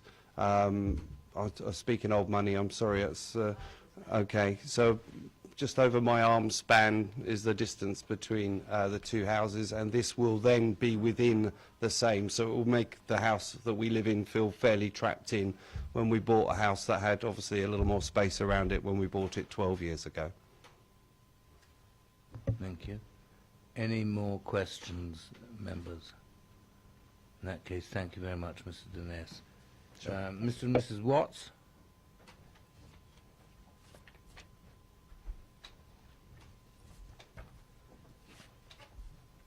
Thank you, Mr. Watts. You will have 4 minutes, and I'll give you 1 minute's notice. You press the long bar. That's it. You hear me? Yeah. Well, good evening. My name is Andrew Watts. I'm one of the applicants. I'd like to say a few words to support the recommended approval of what is a long-awaited 2-storey house development, as we purchased the bungalow back in 1995. And also give the committee the opportunity to ask any questions. we also do have a very good relationship with the objector, so that's very, very good. But I'd like to point out that in the planning officer's report, which I think is pretty well balanced, well, I guess I would say that anyway, but the 5 reasons given for a recommendation are in compliance with the Basingstoke and Dean Borough Local Plan and the National Planning Policy Framework. And these are mainly with respect to biodiversity and nature conservation, appropriate design in sympathetic manner to surrounding development, and no adverse impact on highway safety and adequate parking. And these were basically the directives that the architect went along with in terms of putting the design together to give us what we really always wanted, which was a 2-story house, because we've been living in a bungalow for many years as well, and this is the better of the 2 sites. The bigger and the better of the 2 sites. The other 2 reasons for recommendation for approval are basically the areas of objection and concern, which are to do with the impact on the character of the area and design, and the impact on the neighbouring amenities. So try and deal with those. This is with respect to the objections raised by Mr. Dines, as you just heard, by the Landscape Committee, Councillor Gardner, and I think also the Parish Council. But again, the applicants would like the committee to relate back to the planning officer's report, which says, although it would appear as the largest dwelling as a result of the size of the plot, it is considered it would sit comfortably in the street scene and in this area of countryside. As such, the proposal should be considered to be acceptable and would be in keeping with the character and visual amenities of the area. So again, with compliance. The other one is the impact on the neighbouring amenities. And some of this is with respect to the upside down nature of the house, which is basically the lounge at the front overlooking the view over the Priory Fields, which is basically what we always wanted, having moved into the adjoining bungalow back in '86 anyway. So what I'd say there is that the views from the first floor windows, which are incidentally only front and rear only, and again this was strongly dictated to the architect, would be predominantly over the property's own garden, with only oblique views over neighbouring gardens. 1 minute to go. At a level commonly found between any 2-story dwellings located side by side. And in fact, the 2-story overlooking the existing bungalow is far, if you like, it suffers from exactly the same issue. So as clearly stated again in the planning officer's report, it is therefore considered that the proposal would respect the neighbouring amenities and therefore accords with the safe policy of the adopted local plan. So finally, summary. The applicants, myself and my wife, are therefore asking, in line with the planning officer's recommendation, that the application be approved, subject and agreed to the full conditions that are listed in the planning officer's report, and will adhere to those, and they're basically listed in the report. Thank you, and I'll take any questions. Thank you very much, Mr. Watts. Will you just switch off your... Any questions? Councillor Tucker. Sorry, I got confused as to the second was it a second bungalow, or are you saying that you're living in the bungalow on site? We bought the adjoining bungalow, Priory Lodge, in 1986, and in 1995 we bought nut trees from an old lady that had basically no income, Mrs. Baker. She was allowed to stay there rent-free until she died in 2012 in March, and we've waited 3 years to basically put the plans together, and also we're basically selling the bungalow on the left in order to fund the new development, which is basically what we've always wanted. Thank you. Yeah.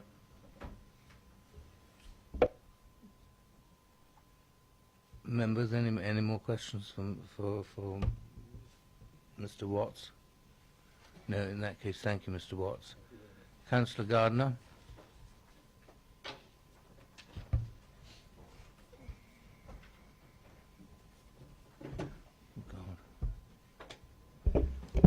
Thank you, Chairman. Members, I'm sympathetic to the applicant's request for a two-storey building on this site. However, this application has been considered by the Parish Council and the Landscape Officer, and they both objected regarding the impact of a large residential property on this site. And if we look at what has been shown before with its relationship to the existing street scene, it does stand out and jar. The case officer decided that despite these objections, the application should go ahead for approval. However, as the application is currently drawn up, the property on its eastern side is very close to the neighbouring residential property. There are no windows proposed on this elevation, but a two-storey dwelling on a raised elevation will dwarf the conservatory to the rear of the neighbour's property and cut out light in the rear garden. It would probably be more sensible to put it the other way round, with the two-storey to the east and the one-storey to the west, but that's how the design has been made. The properties face north at the rear. The neighbour's rear garden receives sunlight from the southwest and the west in the afternoon and evening. This light would be blocked if the proposed development were to proceed. While I've got no objection to any property on the site, I feel it should be better located within the site to minimise the impact on the neighbouring property. It is not the job of this committee to redesign the application, and I must therefore request that the application be refused. Thank you, Councillor. Any members, any questions for Councillor Gardner? No? Okay, thank you very much. Councillor Tucker, do you want to speak again now or later? Right, very good. Okay. I just chuckling away to myself that because the two of us represent the same area, I have written down handed on my piece of paper here, and Councillor Gardner has suggested that it was the other way around, which it means handed. So I just thought it was quite interesting that we both come up with the same thoughts about the house. If he wants to have such a big house like that, it certainly should be lower on the right-hand side. Is there any way that we can, or do we just have to refuse it and say, please come back with a handed one or something like that? I mean, there is the option for you to defer it to see whether they would hand it, but then there has implications in terms of its impact on the bungalow on the other side. Officers feel that the two-storey element is better related to the right-hand side of the site because of the two-storey houses that are already there. It flows within the street scene. That would be my advice.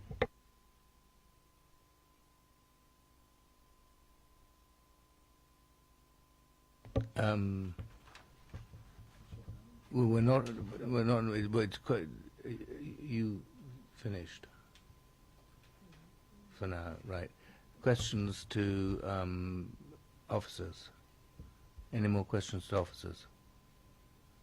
No? Right, Councillor Potter. I mean, my normal preamble didn't go on the viewing, but I do know Ramsdell Road, and to be frank, I mean, in terms of the way the officers' report is structured, I mean, obviously, by definition, this is going to be a large dwelling, a comparatively large dwelling, having regard to the street scene. But I don't find that unacceptable in itself. And to be frank, I concur with the view that it would sit comfortably in that street scene and in that part of the countryside. I mean, the fact is, in regard to the adjacent dwelling, the Always, there is no fenestration, it seems to me, on that western flank of the Always. And in regard to the comments that have been made about this dwelling overshadowing the rear garden, in having regard to the building lines that are proposed, I can't see that that genuinely would impact greatly on the rear garden of the Always, nor the front garden, to be frank. And so I think that is overstated. I think the officers have structured their report carefully, as I say, and on balance, I support the recommendation for approval. So I have no hesitation in proposing that, Chairman. Thank you, Councillor. Councillor Bound. Yes, could we have the street scene back again, where we see them all in line? I'm bound to disagree with Councillor Potter in this instance, in that I feel that there is too much width on this property when you compare it with the other houses in the street scene. Now, I don't know why they didn't go for a bit more depth and less width, personally, but these matters are very, very subjective here, and coming up with suitable planning reasons is going to be somewhat tricky. But at the moment, I think it's higher than the adjacent property to the right, and it's certainly considerably wider. And those are my feelings at the moment. Thank you. Councillor Leeks. Chairman, can the officers give us an indication of the space between the three houses that are up there at the moment? Can they see that from there? I can't read it from here. I mean, I can just refer you to the update paper. The space from the proposed dwelling to the boundary to Always was measured at 1 metre. Between Always and Brackendale, it's possibly, it's usually about 700 mil, kind of an alleyway's length, so it could be about 1 metre between the two, so in total 2 metres there. But I think the measurement from the metre that the officer refers to in the report is because it angles back on the property. All I can do is also refer you to the update paper where it talks about the width of the frontage and how much of that frontage is taken up with 2-storey as opposed to the site next door, which was developed and was equally higher than the property to the right there. You can see as it all steps down, the percentage of 2-storey on that element between the Always and Brackendale is much larger than on the current one before you in terms of just frontage coverage. Thank you, Chairman. I think I would second. Was it Councillor Potter? Right. I have a proposer and a seconder for approval. Those in favour, raise your hands.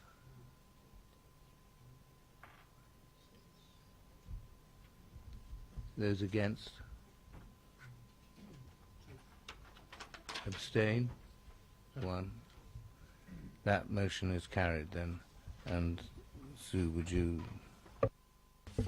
Thank you, Chair. That permission is granted for the replacement dwelling as per the order paper.